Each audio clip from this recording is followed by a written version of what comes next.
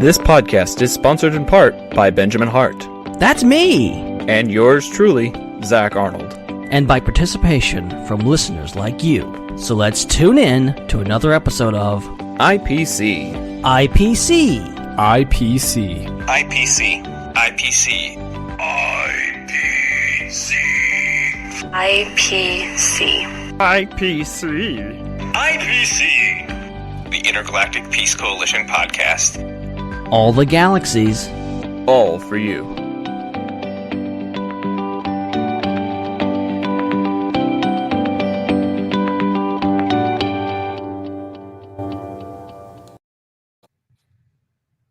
Holy crap. Did you see that? Did you see what I saw? What was that? Just mind blown. Wow. Oh my gosh. Wow. As if celebrating Bravo. 8 years wasn't enough, now we've got like our own intro video? Like what? That is all on the talented and amazing efforts of our producer and the owner of the channel, Sean. Thank you so much to him and the Phantom Empire team for that great honor, that great intro. To see the Tantive 4 heading to hyperspace right as we're saying all the galaxies, like, oh my god, that was so cool. Man.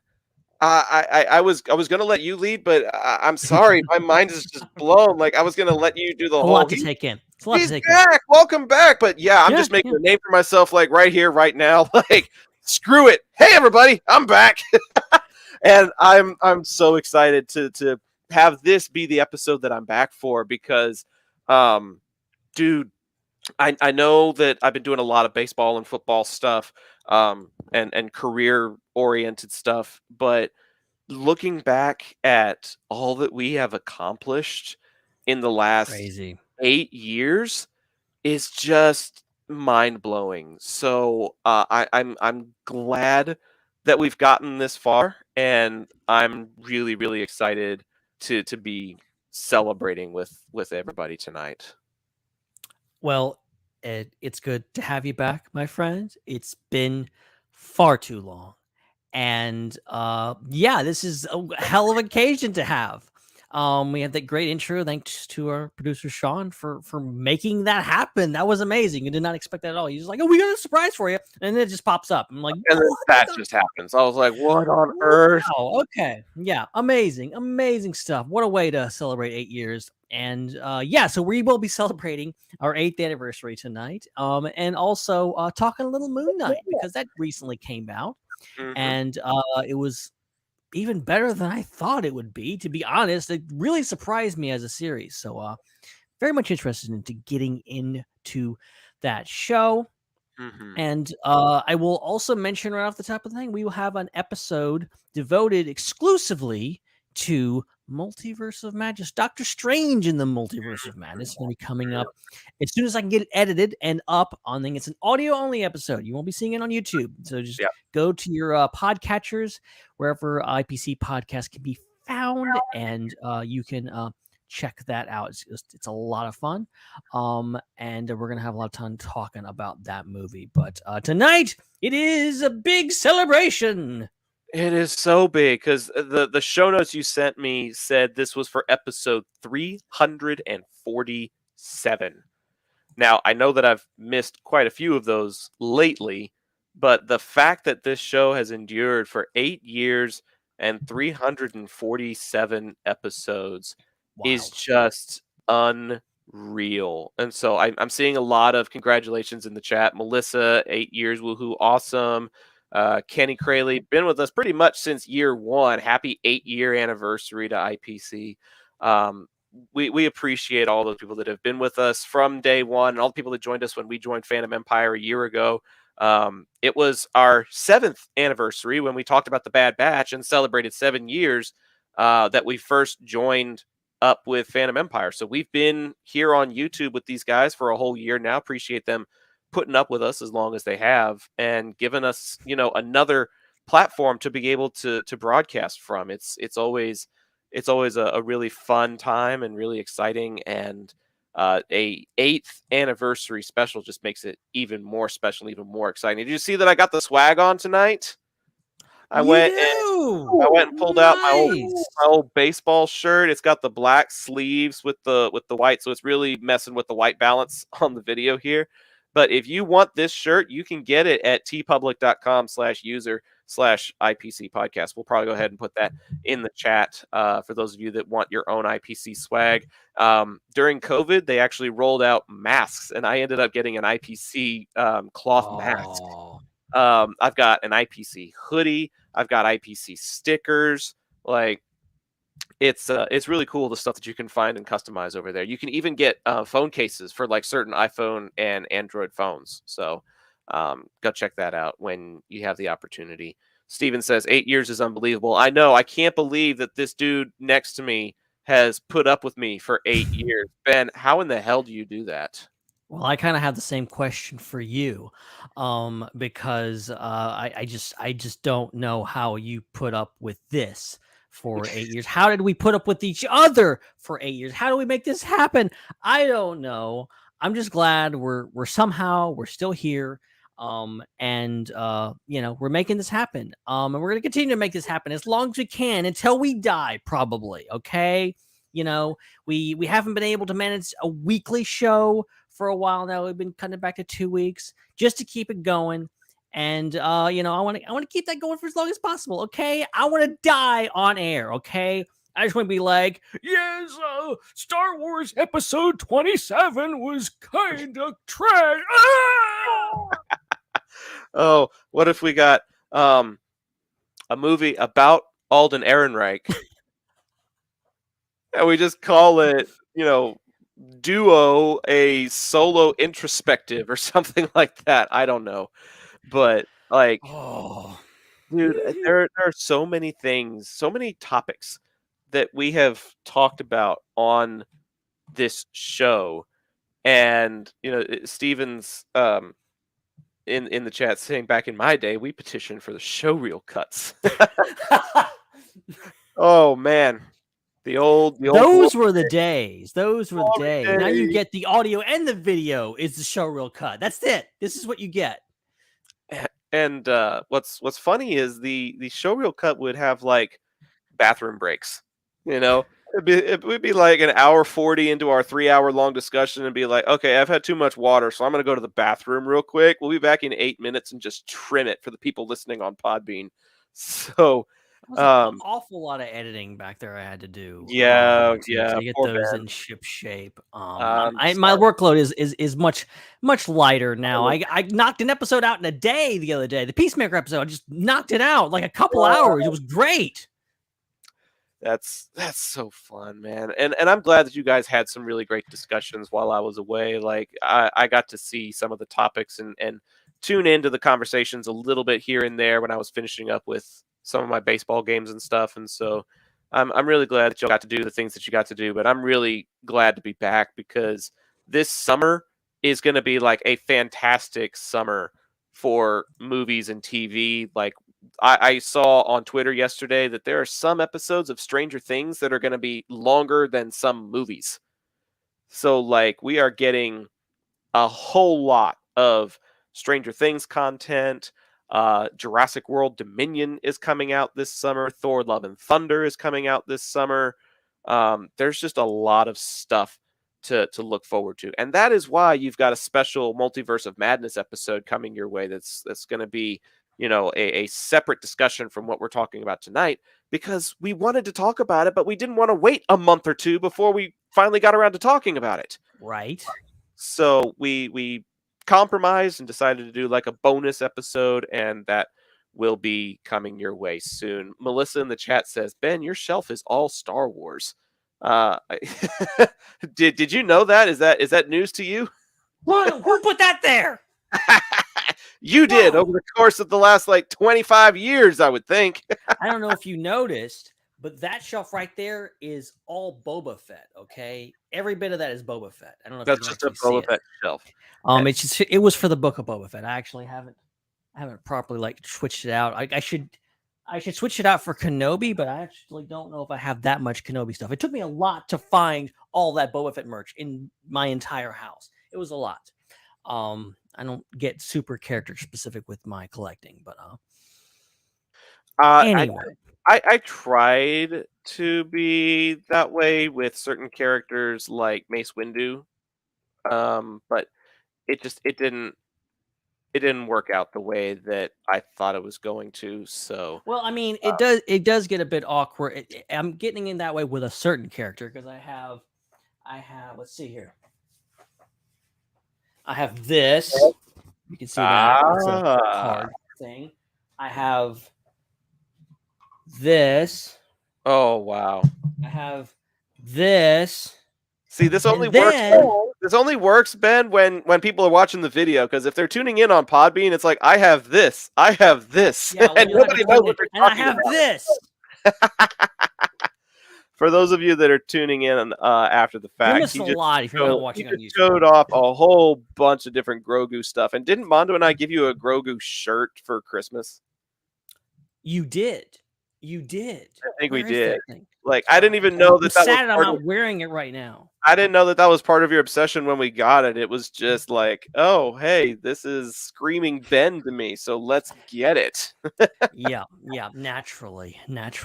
Real quick, I just want to go back. You were talking about all the topics we talked about and the people that were on here, and I want to give a very special shout out to everyone who came on board. I'm talking about Chad. I'm talking about Joel Davis. I'm talking about Matthew. And our buddy Steven Shinder, who's in the chat right now. All those guys holding down the fort and keeping the show going and contributing their time and their insight into bringing it to IPC and keeping the show going. So thank you guys so much. We are internally in your debt. That's really cool. I'm grateful that IPC is bigger than just me. You know, like that's always a relief that you can go and pursue other passion projects, and the show will still be here when you get back. And so those people help make it possible. And I do. It'll be here. It will always show up. You know, just who knows. Well, I thought it would be cool if we took a little trip down memory lane. Are you cool with that? Like, Yeah. I went back into our photo albums on the IPC Facebook page because all of our promo images are on there, going all the way back to 2014. And on that note, I'm going to pause before we go and look at those images and look at some of the topics that we've got. Do you want to know some fun facts about the year 2014 when we first started this show? I would love to hear some fun facts. Okay, so back in 2014, I've got a tab open, so if my eyes get distracted, that's what's going on. I'm looking at another tab.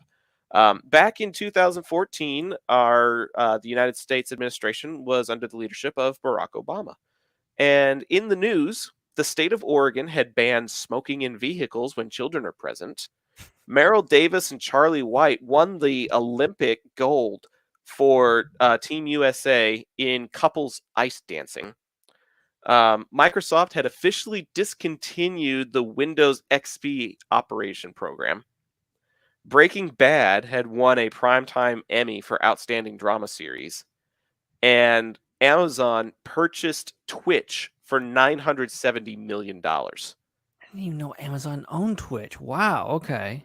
Yeah, they have since 2014, apparently. For the sports aficionados, the 2014 World Series baseball champion was the San Francisco Giants. The Super Bowl champion in football was the Seattle Seahawks. The Stanley Cup champion in hockey was the LA Kings. And then the NBA champions, and they've barely even made it to the playoffs since this happened. But the 2014 basketball champion was my San Antonio Spurs back in 2014. Wow. And I've got a commemorative hat. I think they won it again maybe in 2017, but like since then, like the big three retired and they just have not done much since then. The average cost of bananas was about 70 cents a pound. Gasoline was $3.37 a gallon, and the average household income was about $54,000. The top 5 most listened to songs of that year were Counting Stars by One Republic, Fancy by Iggy Azalea, All of Me by John Legend, Dark Horse by Katy Perry, and Happy by Pharrell Williams. Yes. Like that's how far back we were. And then the last one that I wanted to touch on, I'm going to go to this other tab and take a look at what the top grossing movies of 2014 were. Are you ready for this? Should I do top 5 or should I do top 10? Go with the 10. I'm curious. All right. Here's the top 10 movies. Honestly, there were a ton of really great movies that came out in 2014. I kind of want to do like the top 20, but we'd be here for freaking forever. Here's the top 10. At number 10, Interstellar was number 10 at the worldwide box office in 2014. At number 9, The Amazing Spider-Man 2. Wow, very relevant now. Yeah, really. At number 8, Dawn of the Planet of the Apes. Ooh, yeah. At number 7, Captain America: The Winter Soldier. I knew that one. At number 6, this one is the one that surprised me. I did not think this movie was going to finish ahead of The Winter Soldier, but it did. X-Men: Days of Future Past. Wow. I didn't. Those movies seem like they came out like 10 years apart to me. Yeah, for real. At number 5 was The Hunger Games: Mockingjay Part 1. Wow. At number 4 was Disney's Maleficent. Wow. At number 3, any guesses what the top 3 would be based on what I've already said? I have no clue, to be honest. I should know this. At number 3, the number 3 worldwide grossing movie of 2014 was a movie that we reviewed called Guardians of the Galaxy. Oh my God. I can't believe I feel so stupid. At number 2, it was The Hobbit, The Battle of the Five Armies. Damn. And the number 1 worldwide grossing movie, the only movie of 2014 to eclipse $1 billion worldwide, Transformers: Age of Extinction. You've got to be kidding me. I'm not. That's amazing. $1.1 billion versus $956 million for The Hobbit at number 2. So it made a lot more money than anything else that year. But yeah, those were the top 10. And just missing the cut. This is what I'm talking about with other really great movies. At number 11 was Big Hero 6. Godzilla is at 14. The Lego Movie is at 17. What was it? What was the other one? 22 Jump Street is on here. Paddington is on here. The RoboCop reboot was in 2014. The Equalizer was in 2014. Like, there's a ton of movies that people really look back on fondly nowadays that they came out 8 years ago, the same year that IPC started. Damn. Steven says, that list upsets me. It does me too, because it doesn't feel like that long ago. That was before The Force Awakens came out. Dude, our podcast is older than Disney Star Wars. That's crazy. Oh man. Okay. So now let's kind of go through. Are you able to pull up like a notes tab or like maybe a Google Doc or something? I'm curious just how many different franchises we have covered in our 8 years, and I got the end of our notes right here. I got an empty space. Okay. Well, I'm going to go through our photos and talk about some of the different topics that we have discussed throughout the years. And then at the end, maybe we tally up how many franchises we have covered in our 8 years. Are you ready for that? Yeah, let's do it. Okay. All right. I got to go to that tab and make sure that it actually stayed put. Oh, man. There's a picture of my first ever microphone. Oh, man. I used an old MacBook Pro and an old Windows tablet and had my microphone sitting right down the middle. So in the first ever episode, it was just a pilot episode. It was only like 40 minutes long. We didn't really discuss anything in particular. We just talked about what kind of stuff we would want to talk about, you know? But one of them we called a marvelous discussion. Yeah. And then another one was a DC discussion. Then we just flat out discussed Star Wars. Like, it just has the Star Wars logo, which, by the way, when we first started, it was just some italicized letters that said IPC. And Like, that was a logo that I made every single time. I had a specific thing that I made, and if you probably didn't compare them all, they were probably vastly different, but I tried to be consistent. Well, I think some of them were in like some sort of a teal color at some point. This one is like sky blue. So that's interesting. So here's one that says we're covering the Clone Wars. And I think we did several seasons of the Clone Wars. Like, we did multiple discussions of the Clone Wars. We asked people to vote on which movie they wanted us to talk about, and the 3 that people could choose from was Guardians, Days of Future Past, and Dawn of the Planet of the Apes, and Guardians won by popular vote. We did one that was a farewell to Robin Williams. Let me see. We did The Winter Soldier. We did Doctor Who. We had our Jurassic Arc. You remember Jurassic Arc? Oh, how could I forget? Dude, like, that's maybe 5 or 6 topics before we finally went into the Jurassic Arc, which is still to this day one of my favorite story arcs that we've done on this podcast. And what did you say before Doctor Who? Winter Soldier, I think. Okay, yeah. Wow, that was the same time. That was at the same time. That's crazy. Yeah, we were discussing Doctor Who around the same time as Winter Soldier, which is just crazy. But the Jurassic Arc is one that's particularly near and dear to me because that is the first and pretty much only time that I ever tried to do this show solo. I went live on the infamous 3rd episode, I think. 3rd or 4th episode. It was not good. I went back and listened to it before, and it was brutal. I was of such this mindset that the show must go on. And look at us now. It's like, I don't feel like it. We'll see you guys in 2 weeks. I'm kidding. We don't actually do that. But like, I was in such this mode that like, we can't lose any momentum. We can't lose our listenership. We can't miss a week. So Ben's out of town. That's okay. I'm just going to do it myself.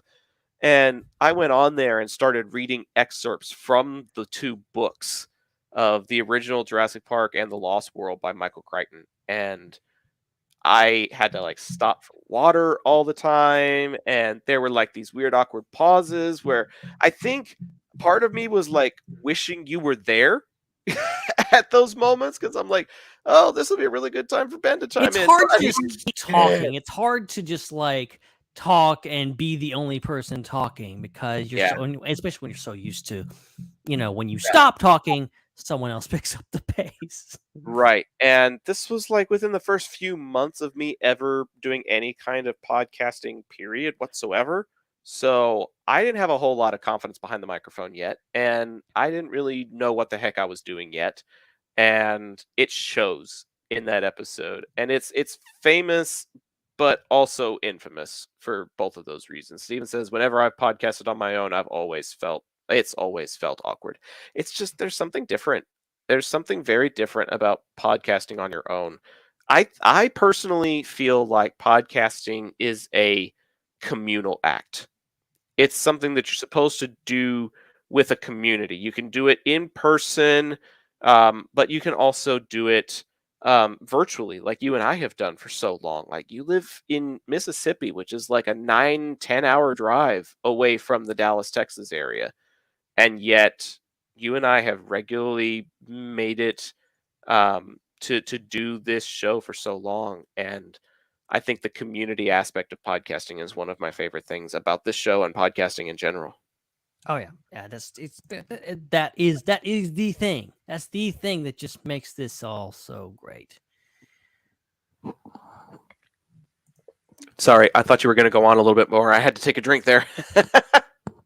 That also happens sometimes. Sometimes you think someone's going to talk, and then they just don't talk for some reason. And then they don't. It's like, you're on a podcast. You're supposed to talk, and you just said, oh, yeah, I agree.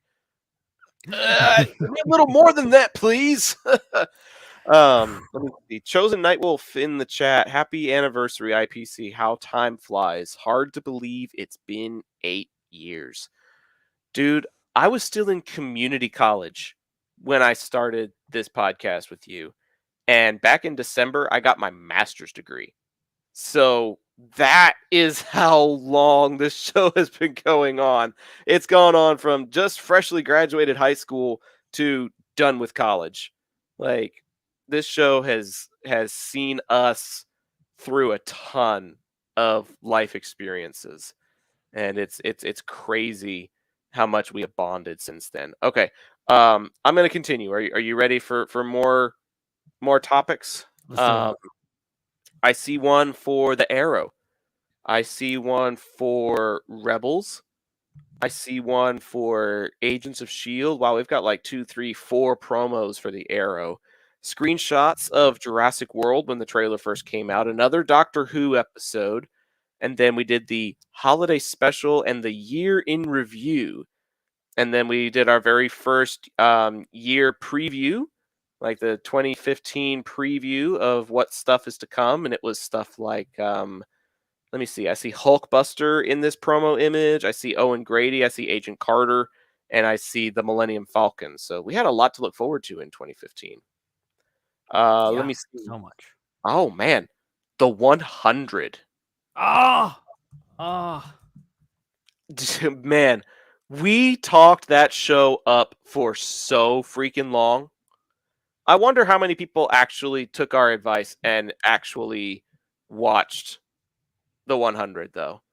Because the first 3 or 4 seasons, it was really, really good. But then by like season 7, season 8, I think, it really went off the deep end.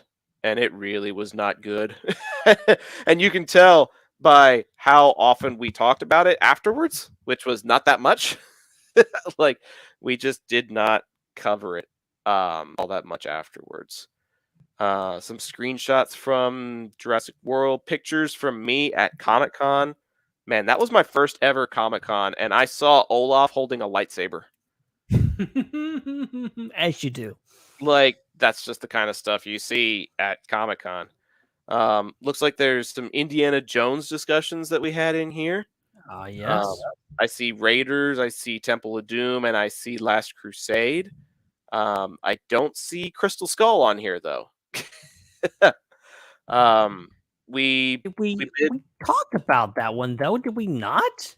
I feel like it was out at that point. It came out in 2008. I feel like we did, but maybe we did it later or something, because I don't see the promo image all that much afterwards. We said goodbye to Leonard Nimoy when he passed away. We did an episode on Rebels. We did one on looks like Toy Story 3, perhaps. Okay.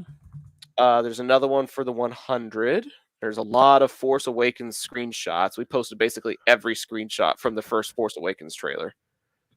And yeah, so there's the promo for our first anniversary show. So those topics that I just discussed were the things that we talked about in year 1. Wow.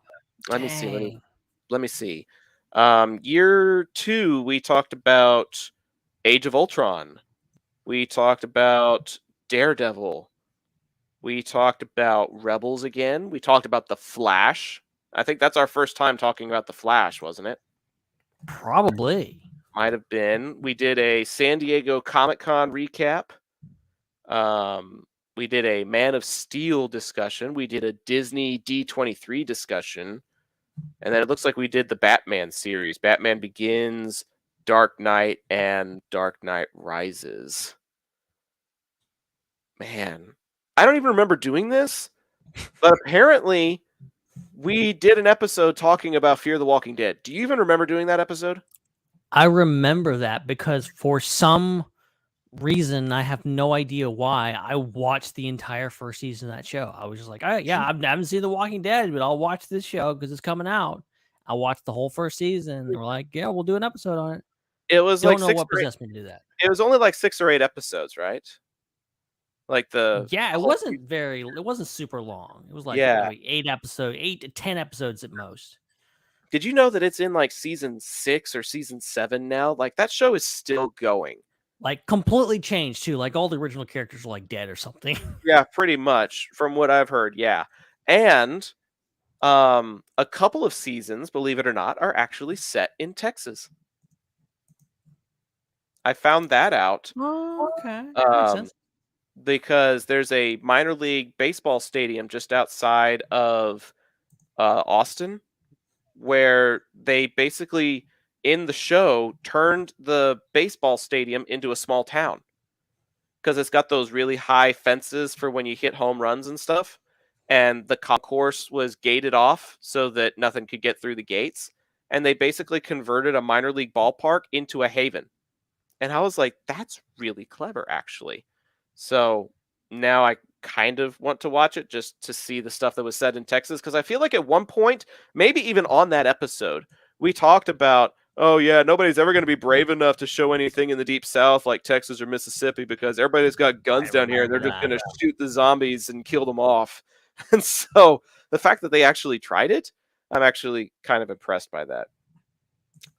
Kenny's chiming in with some of the discussions that we've had. He said Flash was great in seasons 1 and 2 plus a few of the Arrowverse crossovers, but since season 2 the show has yet to find its footing again. Fear the Walking Dead, Steven says, was good for 3 seasons while The Walking Dead decreased in quality, and then the quality flipped. They weren't that great thinking back, but season 3 was great and it became a different show. The main Walking Dead got much better these last couple of seasons, though I still need to see the final one. I've heard it's great now for some reason. I have heard that, but I have not really looked into it myself. But I may try. Who knows? Looks like we did more Doctor Who, more Flash, more Arrow. Man, we kind of just kept circling back to stuff, didn't we? We did like another Flash episode, another Arrow episode, another Rebels episode, and then we did something that I feel like we need to do again. And I don't know how we're going to do this, but do you remember doing a Star Wars watch through leading up to The Force Awakens? Yeah, we've done it. Technically, we've done it twice now. We did it. Did we in do the it lead up getting to The Force Awakens, and then we did it again in the lead up to Rise of Skywalker, maybe? Rise of Skywalker, was it? Might have been. Like we did it different ways each time. We were kind of like, I can't remember exactly how we did it, but we did it. We've done it a lot. It's a great, great to just like, especially with episode 7 coming up. It was so great to just visit all the movies and get ready for that movie. And try to maybe predict and anticipate what kind of storylines we might end up seeing. But I see like a promo for Phantom Menace, Attack of the Clones, Anakin and the 501st during Operation Nightfall for Revenge of the Sith. I see A New Hope, Vader holding out his hand for episode 5. And then we've got our instant reactions. Oh, my goodness. And then we've got like a strictly IPC episode that was non-spoilery, an IPC episode that was spoilery, and then the promo image with both logos, an IPC SWU crossover. The first of its kind, and definitely not the last. That one is also really near and dear to my heart because we had been podcasting for maybe a year and a half, and we had done 70 or 80 episodes, but we had never done one as long as that episode was. I'm pretty sure that crossover episode was like 4 hours long, wasn't it? Yeah, I'm pretty sure it was like if it was not 4 hours, it was like 3 and 45 minutes, something like that. It was the longest episode we ever done. We did it right here. Here in this room.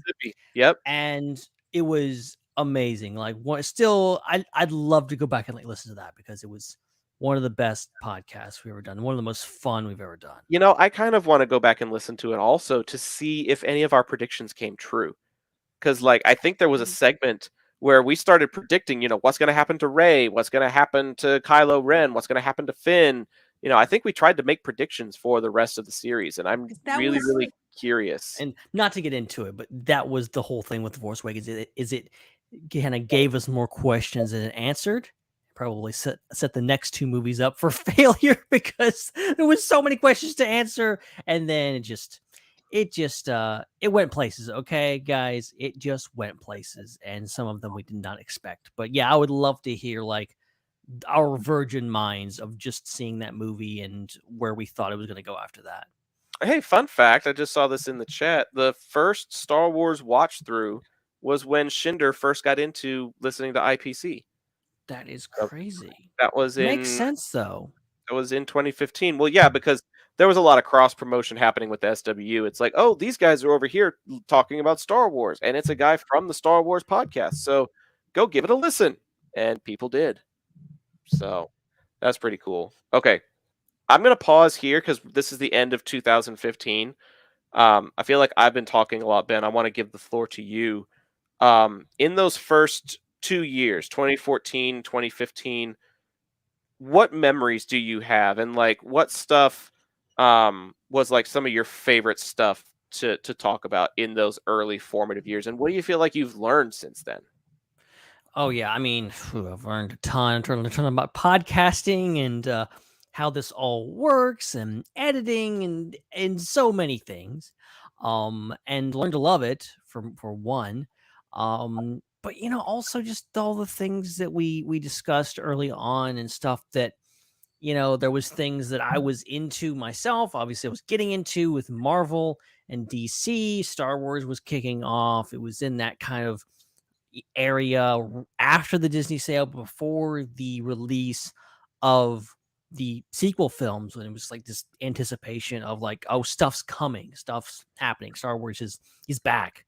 And I got to share some things with you that that I love, like Agents of Shield or whatever else. You got to share some stuff with me, and then I got to watch stuff that I'd never watched before, really. I think Fear the Walking Dead being one of them. I never really examined Jurassic Park under that kind of telescope of that you did, and Doctor Who was completely new. Like I had only a couple years before had even heard of Doctor Who. I had never heard of it in my life.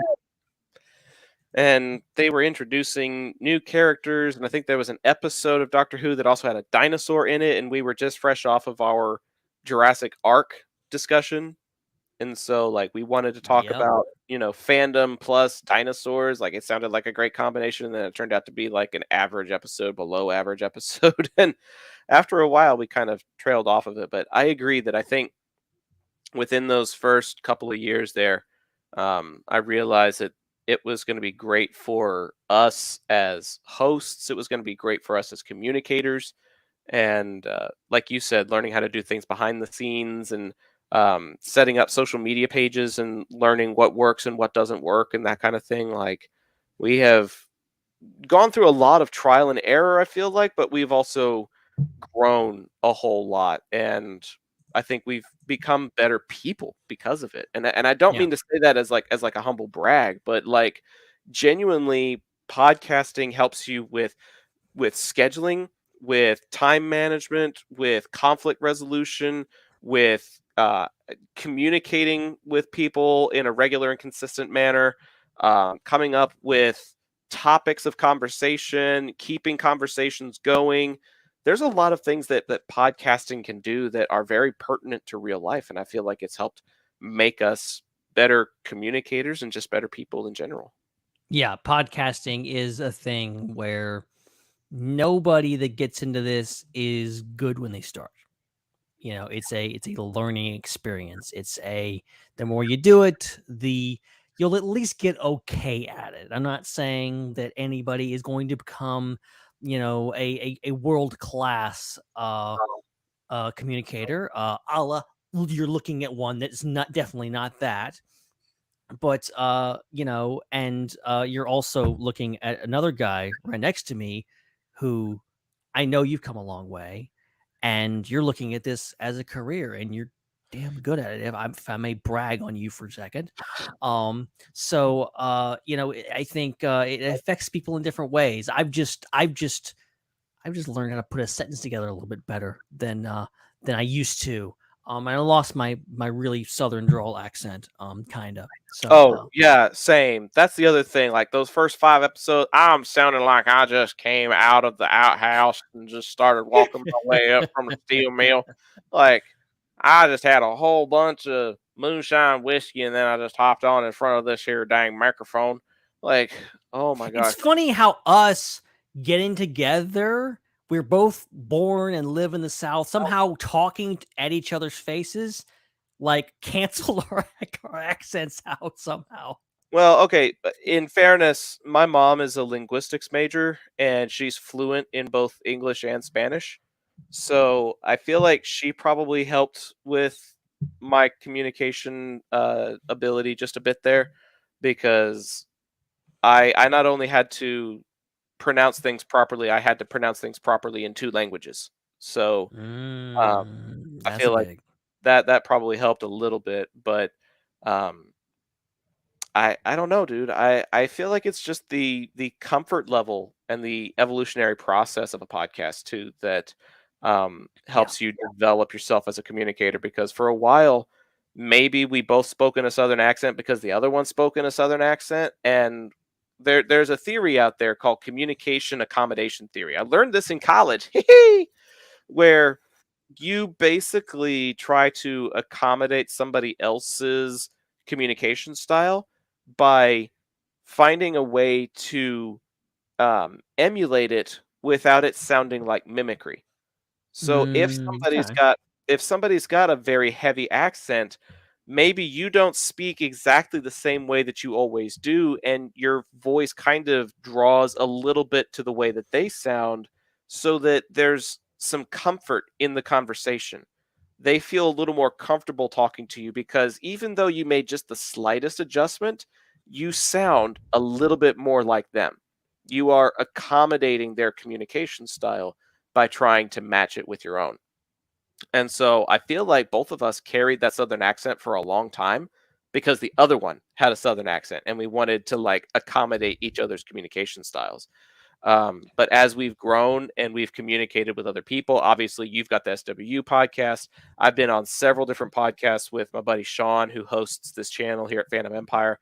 I feel like the more people we expose ourselves to and the more people that we talk to, the more our vocal range kind of expands and we kind of find ourselves and we find our voice a little bit better just by being a part of this community with other people. And that's the other weird thing is I've counted before and I'm sure your number tops mine, but I am virtually certain that I have appeared on 15 other podcasts since starting this one. Like since IPC began in 2014, I have been on 15 other programs. That's crazy. And some of them were ones that I hosted, some of them were ones that I was a guest on. And here's the other crazy thing to think about. We have inspired the creation of other podcasts. Have you ever considered yourself an inspiration, Mr. Hart? Sometimes, occasionally. I have not. I have not. But when I think about some of these people that started by listening to IPC back in 2014, 2015, and then, come 2018, 2019, 2020, they have their own podcast. And sometimes they're not as frequent as ours, but I'd like to take credit for at least 3 of them that started up on channel 1138 for a while before people started going to other platforms and doing other things. But there were at least 2 or 3 programs back on that old Mixler station that I feel like wouldn't have started if we hadn't blazed the trail. And so, like, I think the legacy of this show is another thing that astounds me and honors me just a little bit, is that after 8 years, not only are we still communicating, but we have inspired other podcasts as well. Yeah. Steven in the chat says, IPC and a few other podcasts inspired me to do Delayed Replay. The 2nd anniversary episode for them comes out tomorrow. Congratulations to Delayed Replay. Hell yeah. That's really awesome. But yeah, there's just a lot of legacy that goes into this show, and that really humbles me as well. Yeah. You ready to dive into what we discussed in 2016? Hell yeah.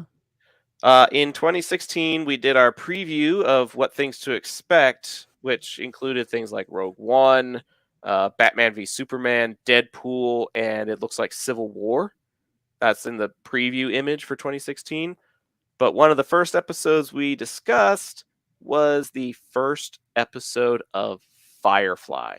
2016 was the year of Firefly, and there will be a lot of promo images that pop up from now till the end of the year of us just randomly deciding, hey, you know what? Let's discuss the train job this week. Let's discuss the final episode. Let's discuss the movie. Like, we did it on an episode by episode basis whenever we needed to kind of fill in the gaps of different pieces of content. And I gotta tell you, that was one of the most fun series we did, because I loved having an excuse to rewatch Firefly and then being able to hop on the show and talk about it.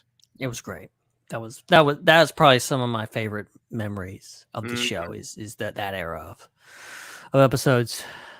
Let's see. We've also got some more Rebels revisited. We got some more of the 100. We've got a Civil War discussion. We've got another Daredevil discussion. Let me see what else we've got on here. Looks like we did a review of Doctor Strange. I don't remember doing that, but apparently we did. I have no memory of that. Of course, I have no memory of like what we did last week. So, you know. Oh man, I don't even remember reviewing the first Doctor Strange movie, and now we've got a review for Multiverse of Madness. I wonder how those two pair up with each other. Oh, that's gotta be contrast. Like, that's gonna be rough. Let me see what else we've got. There's some. That's Chris Pratt from the Magnificent Seven, and then Chris Pratt from Jurassic World. I don't know what we're doing there. Did you ever see the Magnificent Seven? It was actually a pretty decent movie. Not seen it yet. I haven't seen any of them. It was actually pretty decent. It wasn't bad. And then I see a Civil War discussion and a screenshot of Vincent D'Onofrio as the Kingpin. And then we had our 100th episode in 2016. Wow. We hit 100 episodes in a year and a half. Let me see here. We've got more Firefly, more Rebels, another Comic-Con recap. Looks like we did Batman v Superman. Naturally. And then we did Rogue One. So we did more Firefly. Excellent. We did some Stranger Things. That's the first time we've talked about Stranger Things, but Stranger Things was a two-parter, I believe, was it not? That was a whole big thing. I remember that was a very in-depth review, because we thought we could talk about all the episodes of that first season in one sitting, and we got about halfway through the episode and realized, yeah, there's no way we can do that. Yeah, that was the first episode. The first time I ever had someone come up to me in person and say, "Hey, I enjoyed IPC," and they specifically mentioned, "I loved the Stranger Things episodes." Really? Yeah, that was it. That was a Star Wars Celebration. That was a Star Wars Celebration Anaheim. I remember I was the 501st bash, and someone came up to me and said that, and I was like, "Whoa, that just blew my mind." And then also, it's like, just great honor. I'm like, yeah, that was a fun episode. That's a lot of fun. That's crazy. Shout out. I have no idea who said that. If you're still listening or watching and you said that, please reach out so I can credit you properly. It left an impact, obviously, which is awesome. I really haven't met very many people in person who listened to it, but apparently my brother-in-law had a co-worker at Kroger that listened to the show. Oh my gosh. Because like they still keep in touch now, even though they're not co-workers, but like he was like, yeah, my brother-in-law hosts a podcast and it talks about like geeky sci-fi stuff. And he's like, what's it called? And he's like, oh, I forget. Hey, honey. And he like calls my sister over. He's like, hey, what is your brother's podcast called? And she's like, I think it's IPC. I forget what the acronym is, though. And the guy's eyes got wide. He's like, the Intergalactic Peace Coalition? And they're like, yeah, Oh my that's probably it. gosh. And I was like, oh my gosh. No Somebody freaking way. somebody in my hometown listens to my show. That is just that was cool. Steven's asking, was it Anaheim? Because Stranger Things came out in 2016 and Anaheim was in 2015. Was it Orlando? Maybe it was Orlando. You're right. It was Orlando because it was the same. It was the same party. It was the same 501st bash where Trey Atwood and Jake Damon devised a clever, elaborate scheme to break into the party using fake wristbands and the whole works. That's great. Yeah, that happened also. That's funny. Okay, moving on, because I know we still got to talk about Moon Knight tonight, and it's already like, less than an hour till we have to close down. We did a Star Trek what's the third one called? Beyond? Star Trek Beyond. We did a Beyond episode. It was the 50th anniversary of Star Trek. I remember that.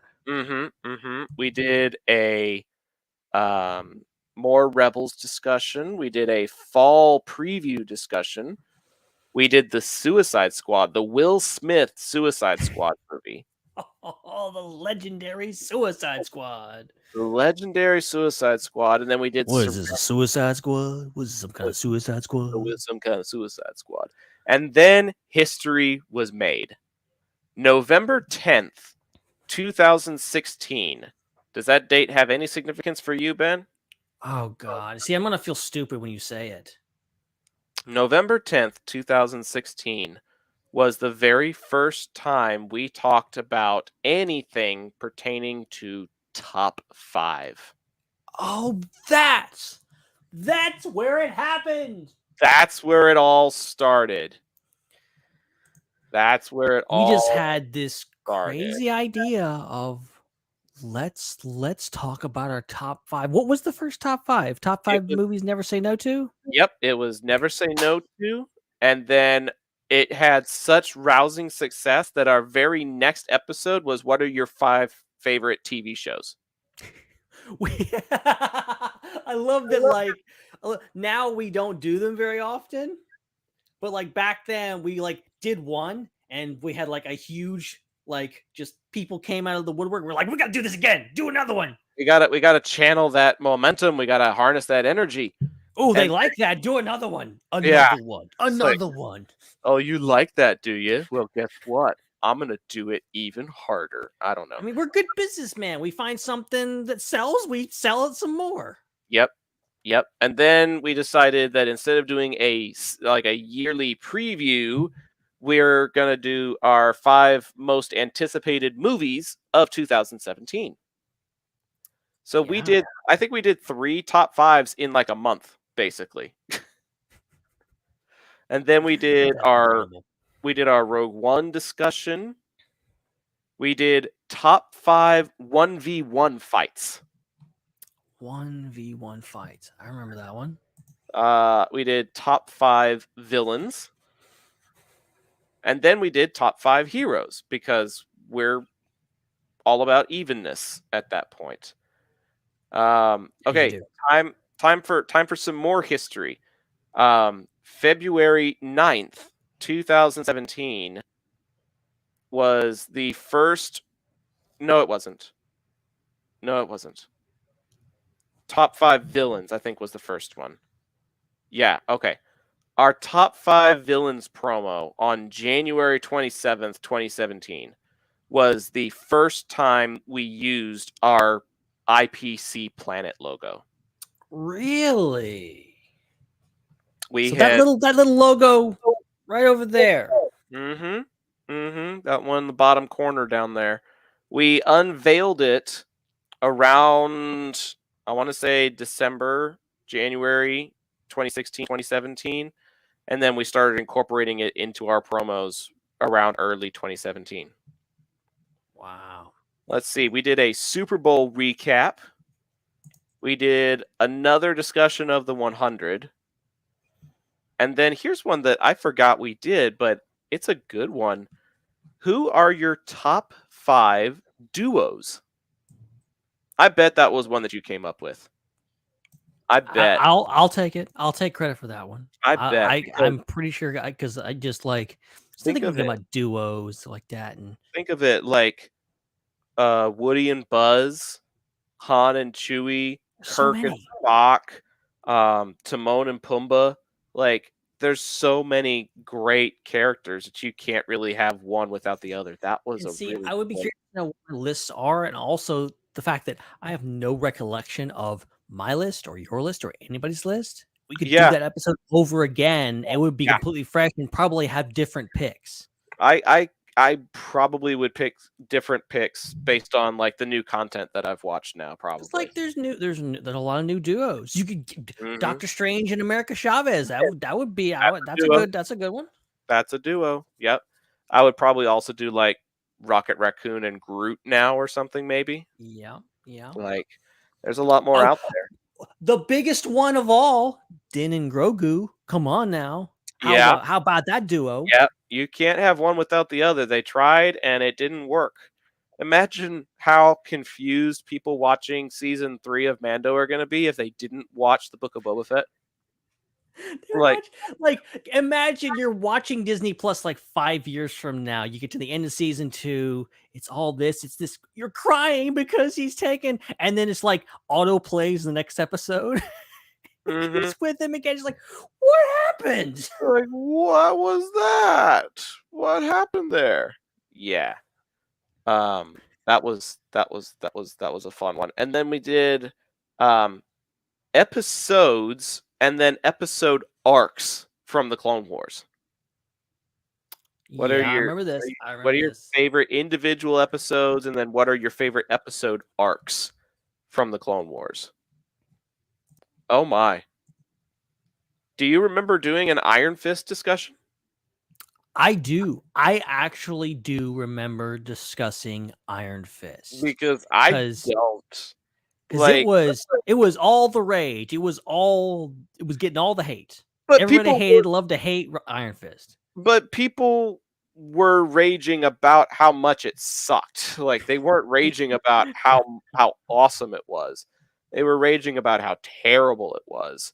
And now we've gotten news that Daredevil is being rebooted and is coming back to Disney Plus, which it's amazing how things come full circle now. Which means, Iron Fist will get a reboot. Look, MCU. There's nothing they won't do at this point. So come on. Yeah, that's true. Oh wow, there was a Star Wars Celebration recap episode from 2017. There you go. And then we started a new franchise, one that I kind of want to return to because we haven't talked about it since April 2017. We haven't talked about it in 5 years, dude. Pirates of the Caribbean.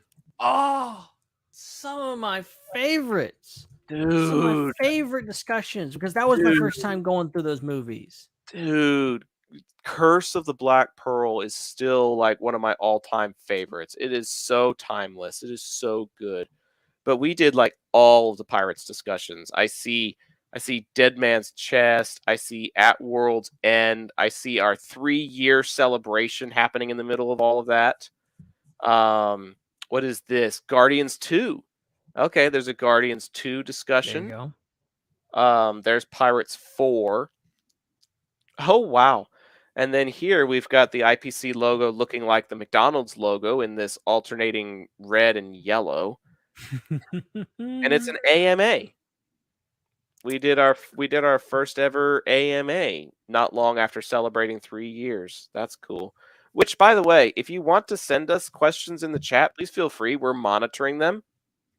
And so we'll take questions from you guys. If you've got questions about podcasting, if you've got specific questions about certain franchises that you want to hear our takes on, please feel free while we continue on this nostalgia trip.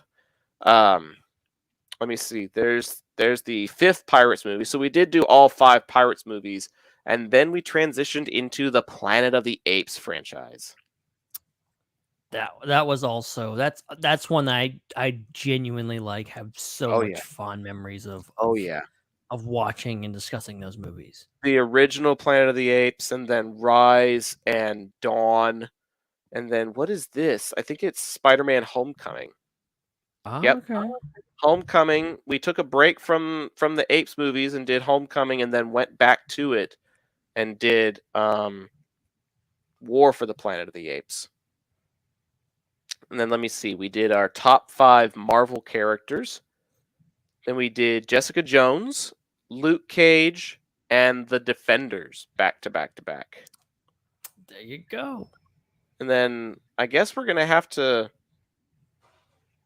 have her listen to these episodes because my fiance loves the Back to the Future franchise, but we haven't talked about them since September of 2017. Wow. I guess that means we need to just do it again sometime.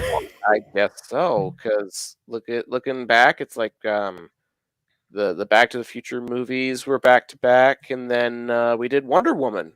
That's cool. We did a Wonder Woman discussion. And then there's some random ass picture of a porg coming out of somebody's chest, like from the Alien movies. Yeah. D- Yeah. That do you- no, it just random memes. Just random. Porgs were all the rage. It was Last Jedi season.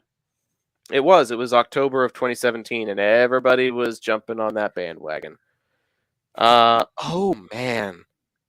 Not long after that, we did Spaceballs, and then right after that, we did Galaxy Quest. The spoof double feature. Well, and if you recall, before we had our current intro music, our very first intro music was the Galaxy Quest theme.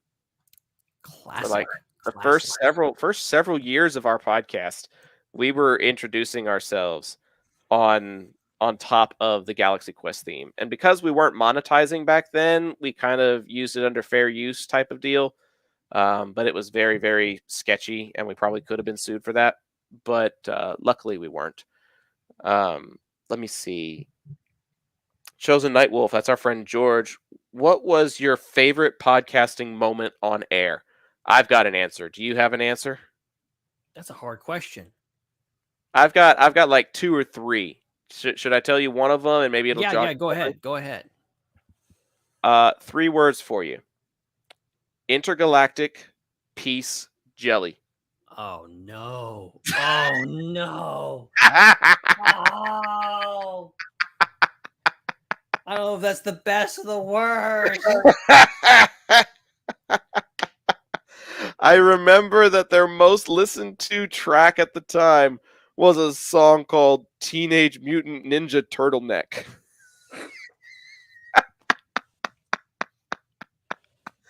Oh, that was so fun. Wasn't Dominic on that episode with us? Yeah, that was a DJ Crazy Train episode. That was a Crazy Train episode, and oh my gosh, we went so far off the beaten trail. I don't even remember what we were talking about. I think it was Doctor Who, because he was a big Doctor Who fan at the time. But yeah, Intergalactic Peace Jelly was definitely one of my favorites. I think there was a time where we were allowing people to call in. Like we had like a call this number feature on the channel's Skype page. And we would have people call us during the barbecue segment to talk about Barbecue Watch. And somebody, I forget who, used that opportunity to remind us that Kit Fisto isn't dead. As you do. Hey, you're on the air with IPC. What's your favorite barbecue, or what barbecue have you had recently? If you look at the fight scene with Palpatine, in one shot Kit Fisto's on the ground, and in another shot he's not in the hallway behind them. So that means that Kit Fisto's not dead. Okay, but is Kit Fisto your favorite barbecue? Like, it was just so out there, so different. And that's why we don't take calls anymore, people. We'll have guests on the show, but we don't take calls anymore for reasons like that. It's dangerous. It's very, very dangerous. I I think I don't. Some of my favorite. It's not a specific moment, but it's anytime you jokesters, you people that don't put your dang top 5 lists in order, in numerical order. Okay, you know who you are, and it pisses me off. That's anytime that happens. Here's my list in no particular order. That's the whole point of a top 5, damn it! Is to put it in a particular order. I did not know this about our friend Steven. Apparently, he studied abroad in England around the time that the Back to the Future episodes came out. So now he wants to go back and listen to those episodes because he was out of the country at the time, apparently. Wow, no idea. Let's see, what else did we talk about? We talked about Blade Runner. That's a new franchise. We talked about Blade Runner. We talked about Stranger Things again. We talked about Thor. This one looks like Ragnarok. Looks like we did the Whedon cut of the Justice League. Top 5 anticipated of 2018. So we're into 2018 now, and this was when we did the Lord of the Rings. Ton of Lord of the Rings memes and promos. Let me see, what else have we got in here? Top 5 animated films. There we go. That's a good top 5. And then I wasn't on this episode, but somebody, I think it was Chris and Jake or something like that. Like both of us couldn't make it, and somebody did an episode about Frasier. Yeah, that was a full on Jake and Damon and sequel takeover. Wow, that's crazy. That is crazy. And then right after that, we started the Harry Potter franchise. Crazy. So we've got, and honestly, that was pretty cool for me because much like Pirates of the Caribbean for you, I had never watched all of the Harry Potter movies all the way through. Yeah, and it was new territory for both of us. And this show gave me the opportunity and the reason to go and watch those movies, which was really cool. We did season 2 of Jessica Jones. We did Infinity Pod. You remember Infinity Pod? That was so much fun. Dude, Infinity Pod was awesome. We had so many people on. We had so many different voices because it was such a big movie. It was such a big deal. And then we had the solo crossover episode, the one that I couldn't make it to because my car broke down and I couldn't use my vacation money to actually go on vacation. Yeah. That sucked. I still plan on going to Canada one of these days. Yeah, gotta go. Because I missed out on that fun. We did The Incredibles. And then not long after that, people started asking us for like Pixar movie discussions. And so we did top 5 Pixar films. So we did Incredibles, that was so much fun. top 5 Pixar, Incredibles 2. And then, let me see when this was. July of 2018, the very first episode of our IPC. And do you remember what the first episode discussed? It was a little movie that you saw when you came to visit me in 2017. How could I forget Zombies? Yes. How could you forget Zombies? Nobody's ever going to forget Zombies because that bullcrap is just ingrained in you now, like indefinitely. Forever. Yeah. Like people need therapy because of that movie. I'm telling you. George, to answer your question, where is Jake nowadays? Haven't seen him in forever. He got married and he has a little baby girl and he's got another baby on the way. And so to pay the bills and take care of his family, he is working full-time as a semi-truck driver in the New England area.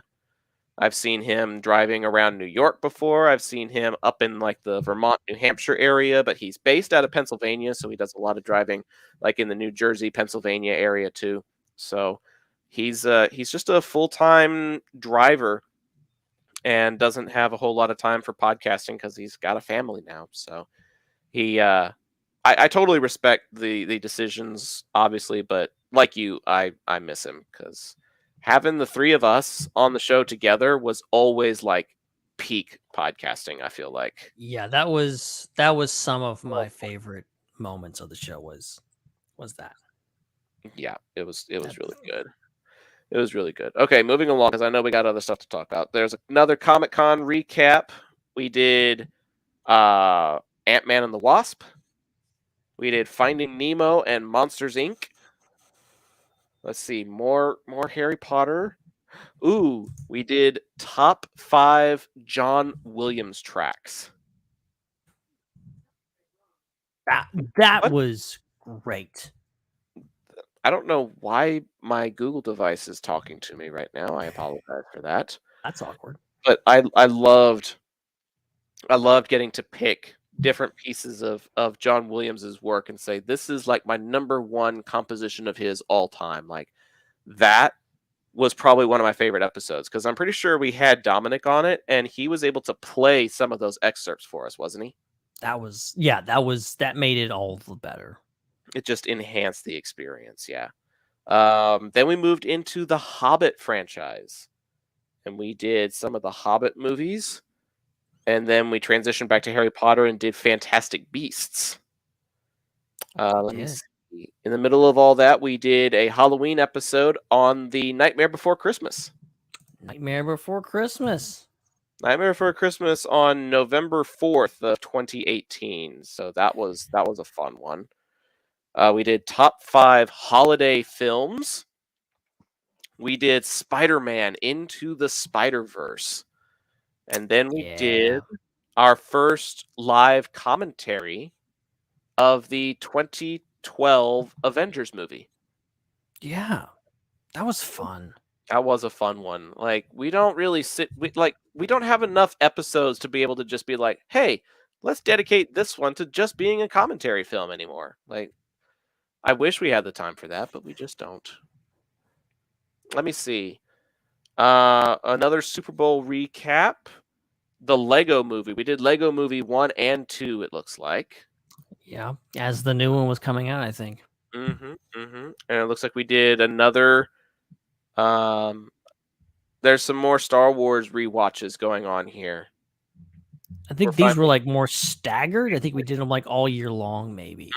Yeah, we spread it out because there's a Phantom Menace rewatch and then a Dark Knight revisit. And then we did Captain Marvel. That's a new one. And then here's Attack of the Clones. And then this is one that we actually created a Spotify playlist off of. What 5 songs do you always jam out to? You remember that one? I do. That was a ton of fun to host and edit. Yeah, I imagine so. But I've got a Spotify playlist using all of the different songs that people submitted in the comments and stuff, and made like a Spotify playlist out of our listeners' favorite music. So that was pretty cool. Let me see. A celebration recap. And then it looks like we did Endgame Pod. So we did Infinity Pod, and then the next year we had to do 2 different panels to include all of the people that we wanted to for Endgame Pod. So like you hosted the first panel, and then I think I hosted the second panel, right? Yeah, that was great. Or was it the other way around? There's so many people. I'm looking at the lineup, and it's like 1, 2, 3, 4, 5 people plus you on panel 1, and 1, 2, 3, 4, 5 people plus me on. So we had a total of like 12 voices talking about Endgame, which was awesome. Let's see, Revenge of the Sith rewatch, and then the Aladdin movies, the animated and live action. Old and new. The old and the new. Yep. Top 5 video games. Let's see, Rogue One revisited, Solo revisited, Toy Story 4 review. That one was cool. Let me see. Is this Spider-Man No Way Home? Might be. No, it was Far From Home. Far From Home. Yeah, Far From Home. We did both of the Lion King movies, the old and the new. And top 5 PBS shows. That was great. Top 5 film scores. a throwback marathon live from Area 51. What the hell was that? That was me and Jake riffing. Oh man, That was easily the most insane episode we've ever done. I'm scared. I don't I had an know. interview with an alien. I don't know if I want to know. I really don't. I don't know if I want to know. Top 5 Star Wars vehicles. Boy, we got hella specific with that one. X-Men and X2, it looks like. A X-Men review franchise? of Mandalorian. A review of The Force Awakens and Last Jedi. Top 5 Goldblum films. Top 5 Goldblum films. I'm pretty sure it was Jurassic Park for the both of us, wasn't it? Yup. I can almost guarantee it was. How could it not be? And then another one of our most ambitious crossovers happening at the end of 2019, Skywalker Pod. Yeah. We had like what, 7 or 8 voices on that one, I think. Yeah, that was a huge one. That was a really big one. Several podcasts represented there. Looks like we went through the Superman franchise for a good bit there. Too many Superman. Too many Superman. Birds of Prey. Looks like more Clone Wars. Onward. Ooh, I loved Onward. Onward was a good movie. More Superman. More Star Wars. Looks like the Clone Wars. More Superman. Good Lord, how many Superman movies are there? Shazam. Okay. Yeah. Cool. And then we did the underrated Disney series where we talked about Great Mouse Detective, Atlantis, and Treasure Planet back to back. That was fun. That was great. Emperor's New Groove, Anti-Heroes, top 5 anti-heroes. And then our friend Joey, I'm sure he was very excited by this one. We did a big extended discussion on the Ghostbusters franchise. So good. It was around that time that we had our 300th episode. And we started asking people, what are your top 5 podcasts? We got really meta about that one. They got some newsreel type stuff. Let me see. More newsreels. Looks like we had a discussion on Star Trek Discovery. And then we did the movie Soul. Yeah. You can stop me anytime you want, by the way. We did No. I'm looking through the pictures too, just kind of mesmerized. Like there's a ton of stuff that we covered, dude. Camp Cretaceous, WandaVision, video game characters, Godzilla versus Kong. We're getting into the recent stuff now. Yeah, we are. We're almost done. Looks like we did a Raiders Revisited. We did Falcon and Winter Soldier review, the Bad Batch review. We've got Camp Cretaceous on here. We've got Loki on here. The Snyder Cut. Top 5 fan theories. Most anticipated movies of 2022. We're finally into 2022. Top 5 canceled movies that we still want to see. That was a very recent one. We did one on the status of Star Trek while I was away. And then most recently, as you said, there's an episode about Peacemaker. So there's a lot. There's a lot that we have covered in our time on this show, dude, and it's crazy to think about. It's like, and I was taking notes. Now I didn't get them all, but I got a bunch here. I'm looking at the show notes. 3, 4, 5, 7, 8, 9, 10, 11, 12, 13, 14, 15, 16, 17, 18, 19, 20, 2, 3, 4, 5, 6, 7, 8, 9, 30.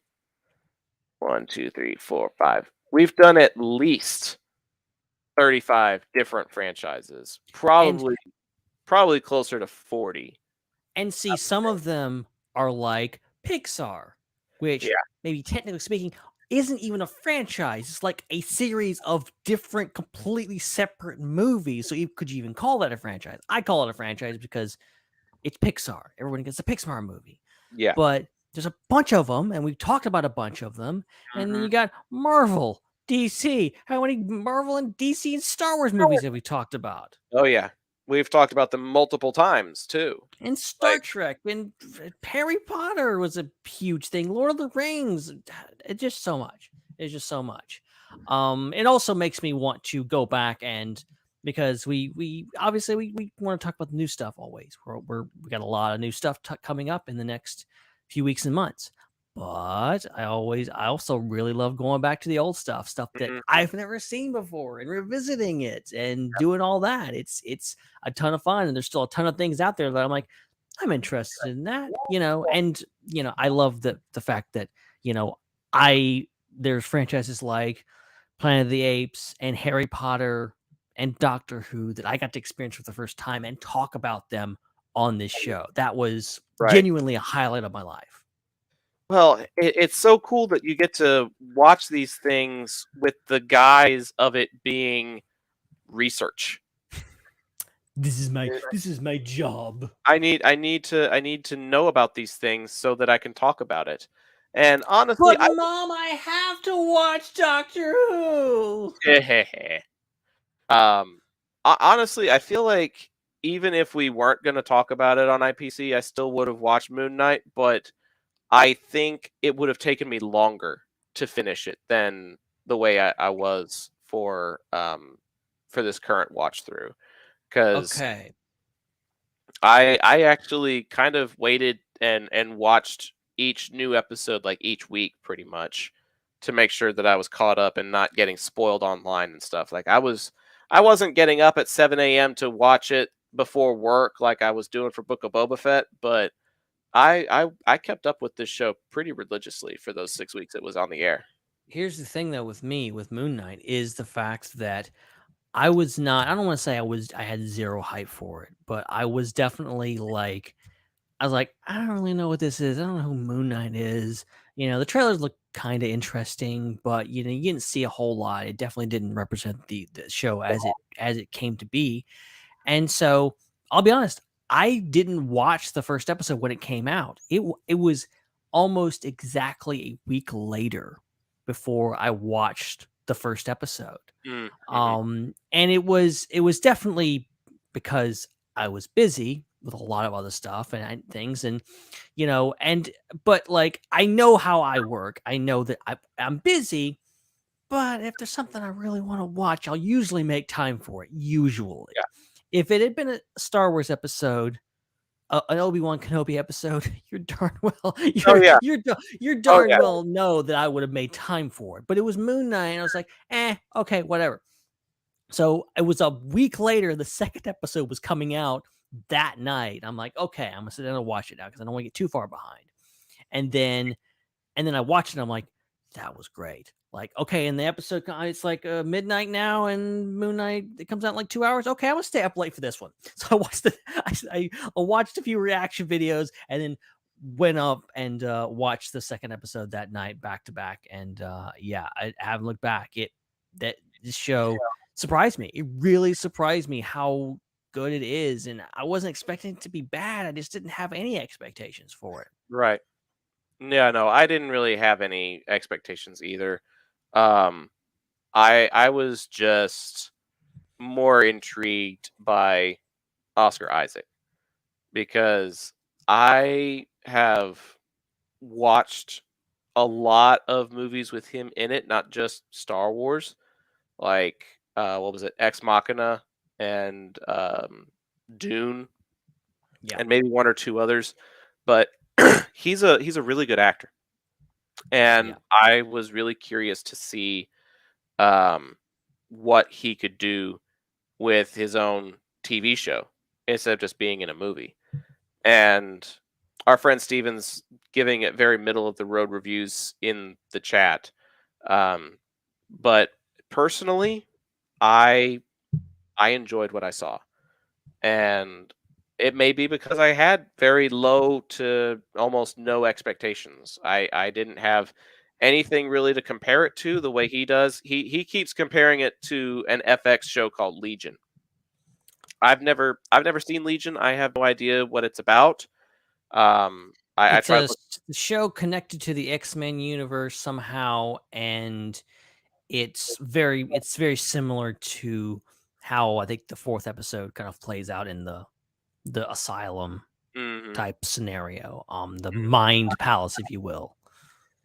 Follows a young man named David Haller who tries to control his mutant powers and sinister forces, trying to control them while evading a government agency.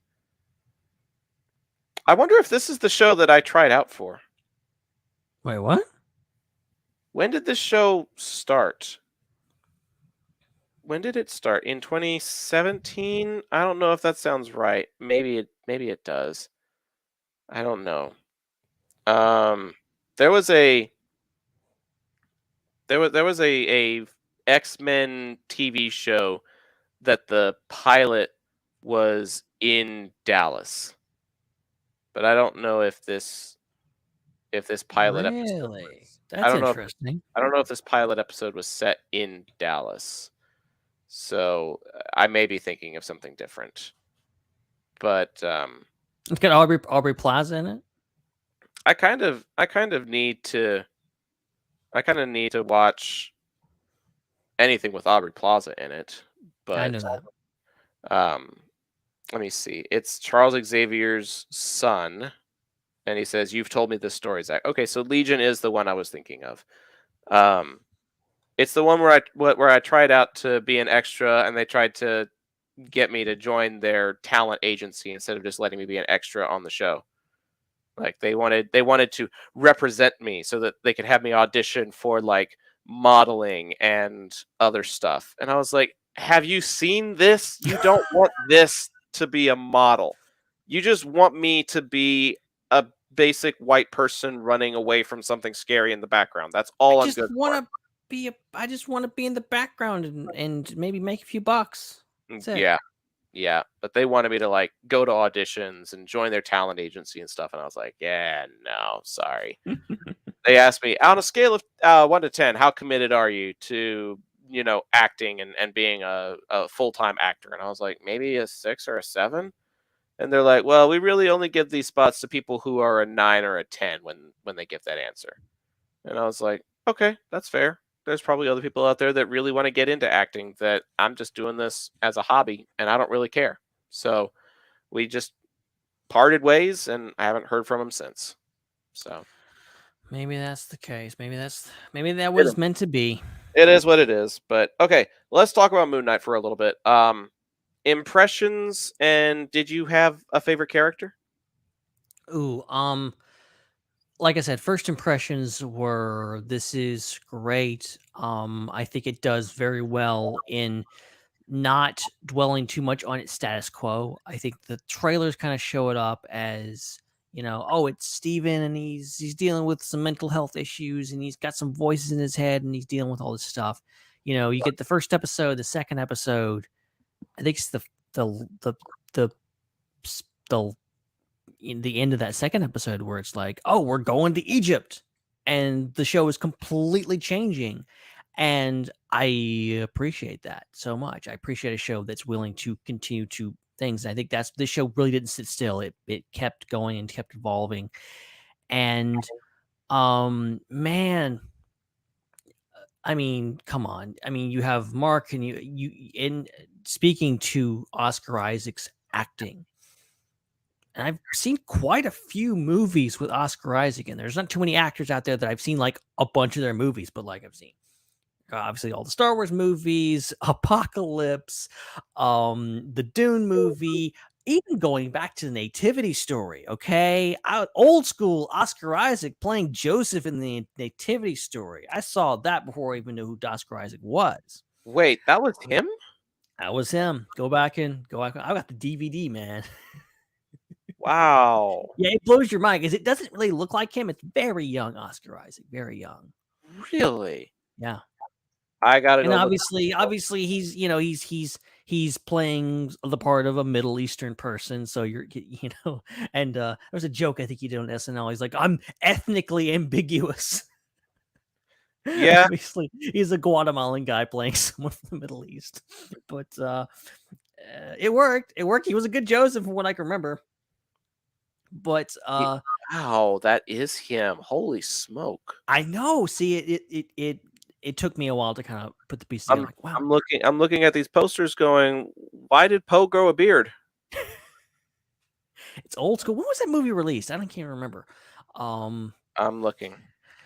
But this Moon Knight, I think, is his best role. I think it's absolutely him just pouring it on and being the most creative he's ever been, and doing it, making those characters so distinct. In my head, when I think of them, I don't think of, you know, I don't think of Mark and Steven as the same person. I think of them as Right. two completely different characters.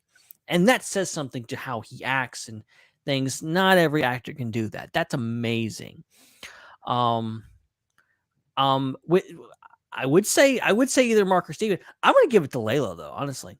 I think Layla turned out to be a amazing side character that I didn't see coming at all. I was like, oh, this is the wife character, whatever. She's gonna be kind of a side character, love interest, whatever else. She totally shocked me. And then, spoiler alert, toward the end, we get the big reveal with her, and it's great. It's so good. There's a lot more development for her character than I expected. Yeah, And exactly. that's always a fun surprise. I think episode 1, the goldfish, and then episode 5, Asylum, are probably like the 2 best episodes in my opinion. I think 2 you're right. 2 is a little bit of a slog at times, and 3, I feel like it might just try too hard. The Tomb felt very Indiana Jones like. Very. And I appreciated that, even if it was probably a little too on the nose. It was like, okay, this is Indiana Jones without Indiana Jones. What is going on here? But it was still fun to watch. But the end of episode 4, and then pretty much the entirety of episode 5, we finally get the character exposition that we'd been waiting for like a month. We finally get some pieces of the puzzle filled in. We finally get a deeper understanding of Steven's character, of Mark's character, of the trauma that they experienced.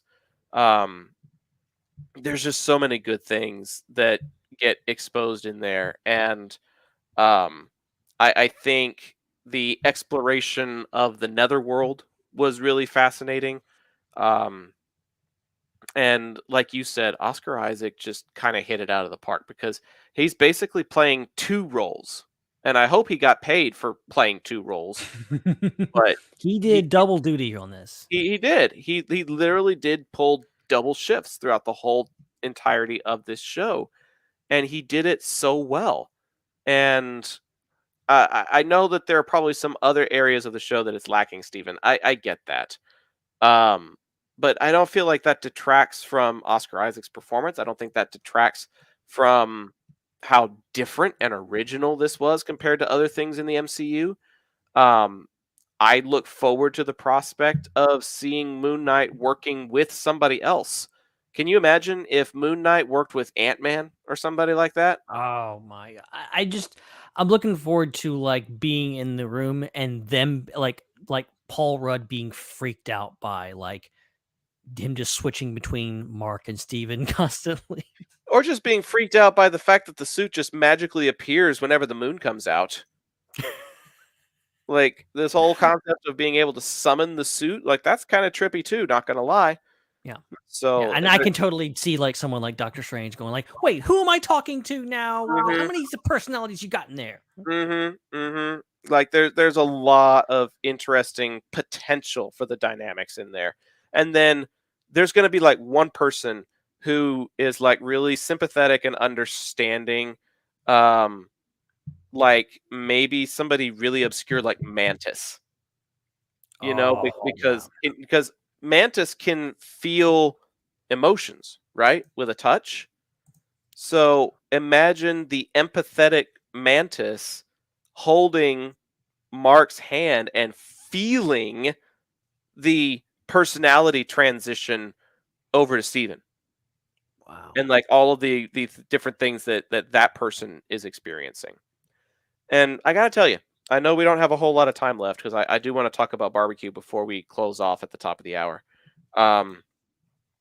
I feel like I might have a better understanding of some people's situations than I did before. There's a mutual connection of ours who talked about struggling with a particular part of their personality rising to the surface and trying to suppress other parts of them. And I didn't really fully understand what that meant.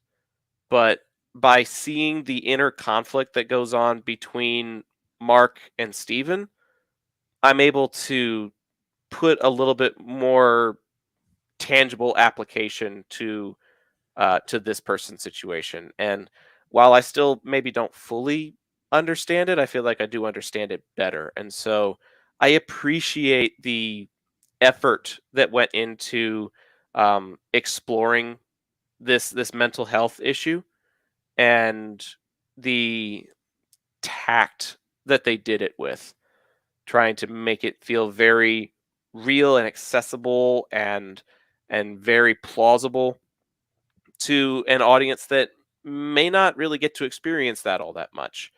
And so to watch those characters engage with each other the way that they did, and to see the transition and the constant switching between personalities that went on, um, it was fascinating to watch those last 2 episodes or so as they both kind of came to grips with one another and accepting one another and basically becoming better for it. Instead of trying to suppress each other, they just embrace each other, and everything turned out better for them by the end of the show that way. Yeah, it is amazing because I think at face value, if you're not familiar with that disorder, you would be like, "Oh, this is something Marvel made up." No, no, no, no.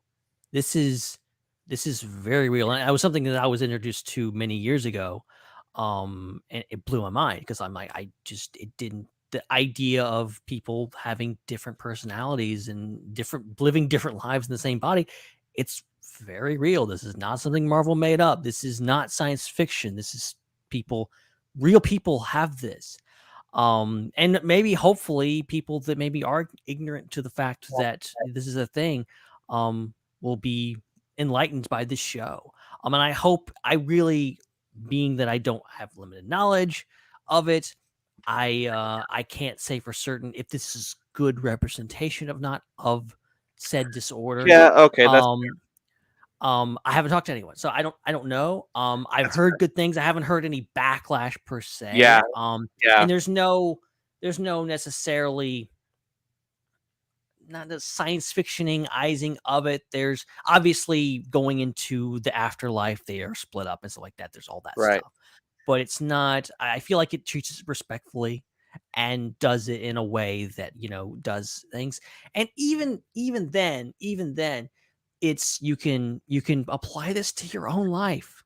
You can be a quote unquote normal person and Yeah, still see Stephen and Mark's situation as something to learn from. The idea of working against yourself. Sometimes you can feel like there's two people inside you. There's a selfish person and there's a decent person inside you, and there's the devil angel on your shoulder telling you to do stuff, and you just gotta find the balance, find and work together. So it's very well done, I think. And I think Oscar Isaac just does a brilliant job of fleshing both those characters out. And then before the end, we get good old Jake Lockley and what he's doing, and I really hope we get a season 2 with them. I think the last episode, I think, is probably the strongest episode. To me, I think that was probably one of my favorite episodes of Disney Plus series anywhere. It was so good. I really enjoyed that last episode more so than I thought I would. And just overall, it was the fact that they were like sneakily changing some of the promos from series finale to season finale. I was like, oh, they're gonna do season 2, maybe. Yes, please. Yep. The phrasing of it is always very deliberate, always very intentional, and the way that they left it, I feel like there's definitely potential for more exploration. It just depends on how they actually want to go about doing it and what the time frame looks like. Because we're about to get She-Hulk, we're about to get She-Hulk. We just got basically a direct follow-up to WandaVision in the form of Multiverse of Madness. So there's a lot of other pieces of the television universe, Loki season 2, just other things that are going to be explored before we have the chance to explore part 2 of Moon Knight. So that is one thing that I guess I'm a little disappointed by. But you said episode 6, Gods and Monsters, was your favorite episode. I think episode 5, Asylum, was probably my favorite episode. But the action-packed nature of the first episode makes it a very strong candidate to be like a top 2, top 3 Marvel TV for me. I think WandaVision still holds the top spot for me after all this time. Loki is probably a close second, but then I think Moon Knight might be number 3 for me. I think, I'm gonna have to think about how I rank these because I actually have a official through Letterboxd MCU ranking that I work on, and I haven't added Multiverse of Madness or Moon Knight or anything. Moon Knight is up there, man. It's really surprised me how much I enjoyed it, and I think it's gonna be high up there. And I'm someone that I think Loki is like the best series they've done, like best written. I like Falcon and Winter Soldier is still kind of like my spiritual, nostalgic favorite so far. But Moon Knight, I think, is encroaching on both of them. It's just like a character it's the first original character that they've done. All the other ones were based on characters from the film. This is a completely not original, but like an original character that hasn't appeared in any of the movies. And also doesn't reference the movies. There's no big references to the blip or anything. They mentioned Madripoor once. They the Tawatit, the hippo god, talks about the astral plane. I can't speak now. It's getting late. The astral plane from Black Panther. There's not much in there. I love that. I think it was very impressive that they were able to, do a show and just hey, this is in the MCU, but we're not going to make a big deal about that. We're just going to tell a story. Yeah, Steven is listing off all of the different Disney Plus TV shows. Honestly, I forgot about Hawkeye. I straight up forgot about Hawkeye. He's got WandaVision, Falcon and Winter Soldier, Hawkeye, Loki, Moon Knight. Maybe Hawkeye and Loki flip. Hawkeye? Did I say Hawkeye and Loki? Hawkeye and Loki? Hawkeye and Loki. I remember being really underwhelmed by the finale. Interesting. I really don't know where I put What If because I don't even remember if I finished What If, to be honest. I think I watched What If I would probably put near the bottom. It was all right. It was all right. I don't know. I think it was more for. I think I feel what a lot of people feel that like non-hardcore Star Wars fans feel for all the animated stuff of I'm not really into that because whatever. I can imagine if you're a hardcore Marvel fan, you probably really love What If, but it was okay for me.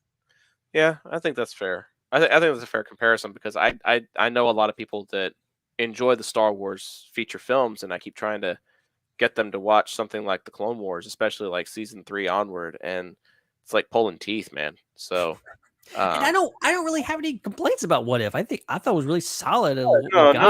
No complaint. But it just again emotionally didn't connect as much as all.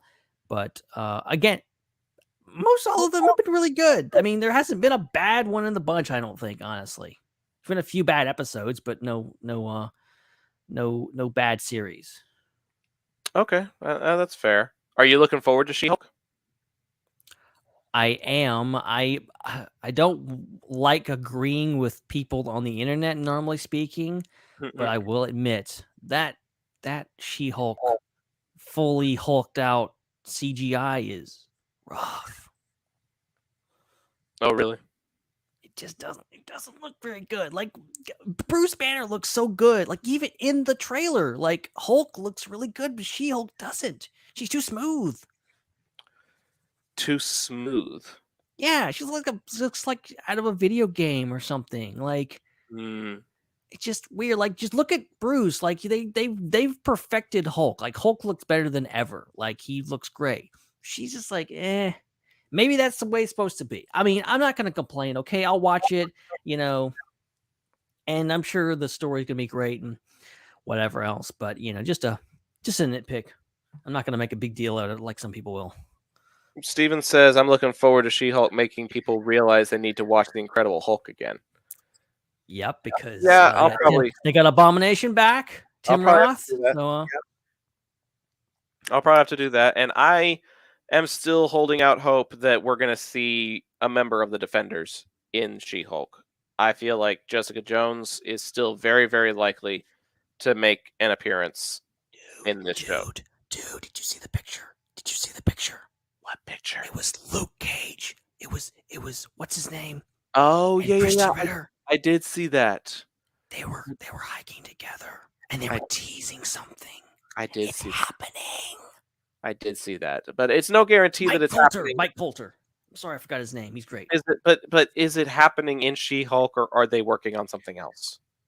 That's the part that I'm not sure about. Yeah, but you also have to consider that she's a lawyer and it would make sense if they're talking about defending superheroes or super powered people and lawyers like that. Then another super powered lawyer might show up that was recently confirmed to exist in the MCU and has represented at least one other super powered being. Yep. And if there's some sort of shady dealings going on in certain parts of New York, then you would want a powered person or a private investigator to be one of your witnesses. Want to be one of your expert witnesses on the case. So yeah, it all does kind of fit in there, and I'm gonna hold out on judgment mostly because Tatiana Maslany is a really talented actress. She's good, and I'm looking forward to seeing what she brings to the role. So I will reserve judgment for now.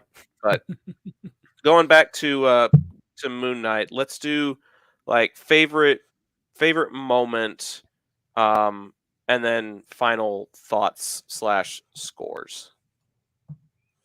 Okay, so favorite moment for me is there's a lot. There's so many. I think just the whole Asylum introduction in the episode 4, the end of episode 4, which episode 4 I think is probably my least favorite episode because it kind of chugs along and it's doing a lot of interesting stuff. I say that as I really like that episode, but it's just probably the least favorite out of the bunch. And you get to the ending and just my whole thought process going into this, what is happening? Is this the MCU? Was everything we just saw a dream? And is this reality? And all this kind of stuff. And even they kind of leave it a little bit ambiguous in the end, as to what is going on. But just the whole idea of just upending the whole show. And then the moment is when they open the doors and it's Tawatet. And she's like, hi. Ah! It's just the two screaming Oscar Isaacs will never get old. Well, it's turned into a meme now, hasn't it? It's it's a classic meme. It's when you're gonna see at the end of the year when they compile all the memes from every month, that's gonna be that one for April and May or whatever. Probably. Did you hear Oscar Isaac's Hippopotamus song? I did. It's so good. It made me laugh. Hippopotamus. Just look, if you were looking for a good time, a good minute of just pure bliss, look up Oscar Isaac Hippopotamus song. He's on Jimmy Fallon singing it. It's great. Mm-hmm. It's pretty hilarious. That would probably be our quote of the night if I knew what the words were. But But that was a pretty cool moment. Just the way everything felt like it was kind of coming unraveled. But for me, I think my favorite moment happened in the first episode. Actually, like everything else after that was really cool and really fun. But I think for me, I enjoyed seeing like there's really tense situations. Like there's a lot of tension. There's something bad about to go down, and you're watching it from only Steven's point of view. So when Steven blacks out, the audience blacks out with him. And then when he comes back, he only sees the aftermath of what Mark did. And so you're seeing that something happened. There's blood everywhere. There's bodies everywhere. But you only know about as much as Steven does because he blacked out. And then he comes back and it's like, what the hell just happened? And that was a very different way of approaching character development and fight sequences, in my opinion. And so, like, to be as confused and out of the picture as one of the main characters was, it was a very different piece of storytelling that I appreciated and respected. And it made me wonder, when, how am I going to, better approach and better understand what's going on if I can't see what's going on? And yes, Matthew in the chat, we learned by the very, very end that it probably wasn't Mark, but throughout like 90% of the show, whenever Steven blacks out, we're assuming that it's Mark. But then, yeah, we find out that it's not. So it's a good point. Yeah, Thank those whole scenes, the ice cream truck scene is Mhm. one of the most, I think, one of the most innovative Yep. fight scenes in the MCU. The fact that you can't see it. It's Right. we've seen 1,000 gunfights and fist fights in Exactly. 1,000 different movies. Exactly. The restraint to go, the novelty of, we're just going to show you the aftermath. Like when stuff Mhm. happens, you're not going to see it, and you're just with the character that's so confused Mhm. and doesn't know what's going on. That's great. And the moment where he's just driving and then blacks out and then he's going backwards, and this is like, Yeah. it's just so like, Yeah. oh my god, what is happening? That was really, really fun to see. So that was probably my favorite moment. We've got a couple new people in the chat, so we appreciate the A lot love. of people. People in the chat. Matthew and Toronto Freddy joining us from the Phantom Empire Modmin group. We appreciate you guys turning up so late in the evening. I know it's after midnight out there on the East Coast, so appreciate you guys being a part of our 8-year celebration here. We took a trip down memory lane, and then we're going to do a little bit of a discussion on Moon Knight, and then I've got a couple of interesting barbecue tidbits that I want to get to. So let's do our final score out of 10 for Moon Knight. And if you're tuning in the chat, we already got a 5 out of 10 from Steven, which I respect, even though I probably disagree with. But Ben, what would your score for this series be? I am legitimately trying to think of something I don't like about this show. I'm having a hard time. I'm sure there's something I didn't like. I'm sure it's not perfect. I'm gonna give it a 9.5 out of 10. That's my score. Ooh, man, that's really, really high praise. I don't know if I was going to be that high, because for me, like I said, I feel like episodes 2 and 3 kind of slogged a little bit. Like the pacing was off a little bit in certain places there for me, and I also feel like there could have been a few more other characters that were like trying to surround / help some of our main characters, because like focusing on like 3 individuals, 4 at the most in certain times, made it a very compact episode, and these 3 or 4 people just kept bumping into each other very, very conveniently. And so like storytelling wise, I guess I did have a couple of like pacing and convenience concerns. And I can't rate it higher than I did anything like WandaVision or Loki. So For me, it was fun. It was good, but really, in my opinion, 2.5 episodes out of the 6 were really good / borderline great. And so, um, for me, it's actually probably closer to like a 7.5. That's fair. Very fair. But we got a couple of 8 out of 10s from some people in the chat. Appreciate you guys chiming in so late at night. But yeah, it's a 9.5 from Ben, a 7.5 from me, and then a 5 and a couple of 8s. Go ahead and send in your thoughts, and we'll try and read them off before we go to barbecue. 8 out of 10 from Matt, 8 out of 10 from Toronto Freddy. Solid, intriguing, creative show. Chosen Night Wolf, aka George, gives it a 9 out of 10. This is a very well received show. Steven, you're in the minority, I'm afraid. I'm not hearing any 5 or below. 5 So that, below? You mean like the store? yeah, I'm sure they have. I'm sure they have Moon Knight merch there, or something. But yeah, it just generally, it seems like the buzz has been positive around this show, and it only got better. Because I think a lot of people like me, like, hey, I don't know what this Moon Knight thing is. I want to watch it and see, and they're like, whoa, okay. It was surprising. I guess for some people, it was surprising in a bad way. For others, it was surprising in a good way. So I think the only complaint that I heard is like, there's not enough Moon Knight. I think for me, like I loved seeing Moon Knight like in the suit doing his stuff, but like that's really not what intrigued me about the show. I wasn't waiting for like, oh, when's he gonna whip out the suit and be all badass? Like I was invested in the characters. I was invested in Mark and Steven and their story. So that's what really grabbed me.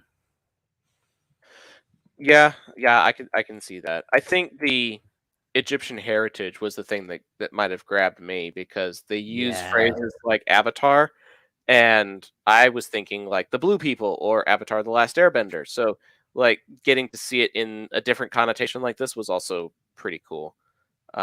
So there were things to appreciate, there were things to look forward to, and I'm looking forward to season 2, whatever that may be.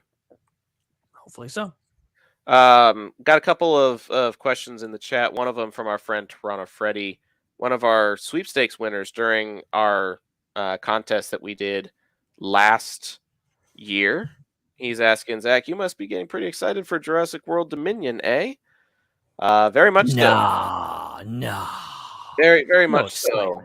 excitement. I actually got to do a screening of the original Jurassic Park in a local theater, about 30 minutes away from where I live. It was in like this really compact 500 seat theater, very, very old school, very retro. And it was fun getting to do like a little trip down memory lane that way. And then I watched The Lost World. And next weekend, I'm going to watch Jurassic Park 3, Jurassic World, and Fallen Kingdom all in one weekend. And the first 2 episodes of Kenobi. So I may not be going to Celebration, but I'm going to be celebrating Star Wars and the Jurassic franchise in my own way next week. Jurassic celebration in your house. More or less. And my buddy Mondo got me a really cool early birthday present. It's the Lego Jurassic Park set with the 2 Ford Explorers, the broken fence, and the T-Rex. That is incredible.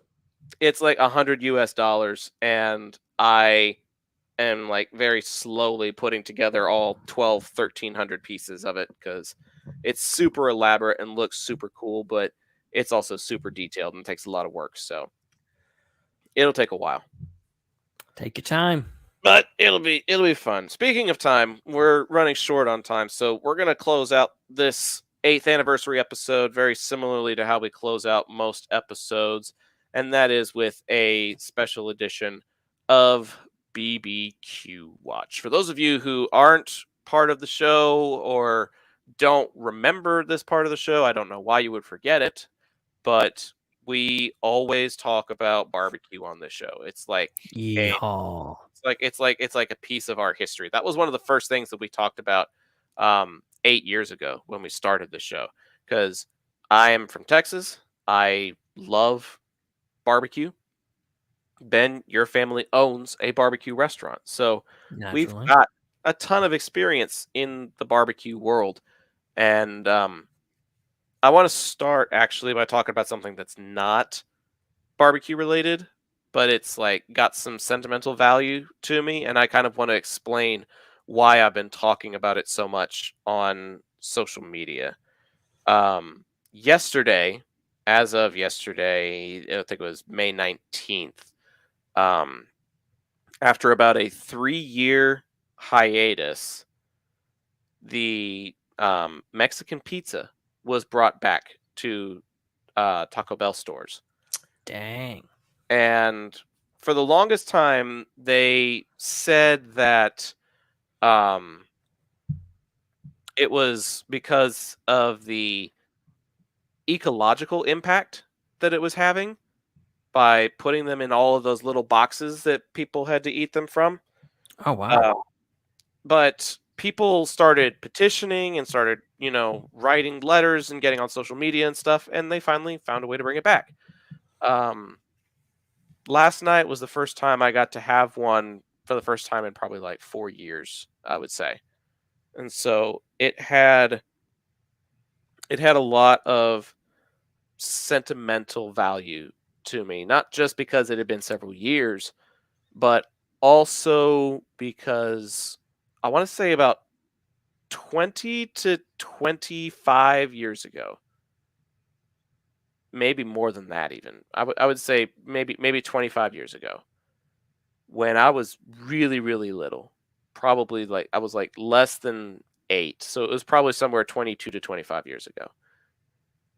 My grandmother would take me to go see her mother. So it was my great grandmother Wow. when I was really little. And I actually got to know my great great grandmother up until I was about 4. So my family's got a lot of longevity, and I've been really, really blessed. But we would go and visit my great grandmother in the retirement home. And every time we went, literally every time, without fail, we would have lunch together. And the lunch that we had was a Mexican pizza from Taco Bell. That's amazing. And so I was 4, 5 years old, maybe. And I remember getting to have meals with my grandmother and my great grandmother, and that meal was the Mexican pizza. So I know that Sean posted like a negative comment when I, posted about how excited I was about it being back. And Steven's like, I hate being a contrarian because I wanted to like things more, but I just did not like this. Chris Abbott, our friend Star Raptor, he's got his own show on Friday nights now. Couldn't join the chat tonight, but he posted a reply on my Twitter page. Just like, not going to lie, that looks gross. And I was like, dude, did you really have to say that? Did you really have to say that? Some of the best food looks gross. I know it's not like the best looking food, and it may not even be the best tasting thing on their menu, but there is a lot of sentimental value that goes into that Mexican pizza that reminds me of my family, that reminds me of people who are since gone. And so, yeah, I will fully admit that it probably didn't like taste the most amazing thing I've ever had in my life. But when you've got family memories connected to a piece of food, it just tastes a little bit better. Because you're not just remembering the food, you're remembering the person. And I love it when memories, especially really old memories, because I can remember stuff from maybe when I was 5 or 6, but that really, as far as my memory goes back.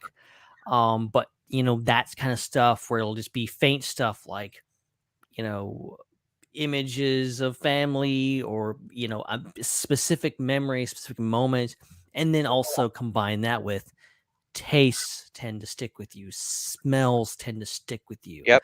that kind of stuff really sticks in your mind, and when it comes back, and Yep. and like I'll smell stuff and it's like, wow, I haven't smelled that in like 20 years. That's crazy. Like, but scents do that to you. Yep.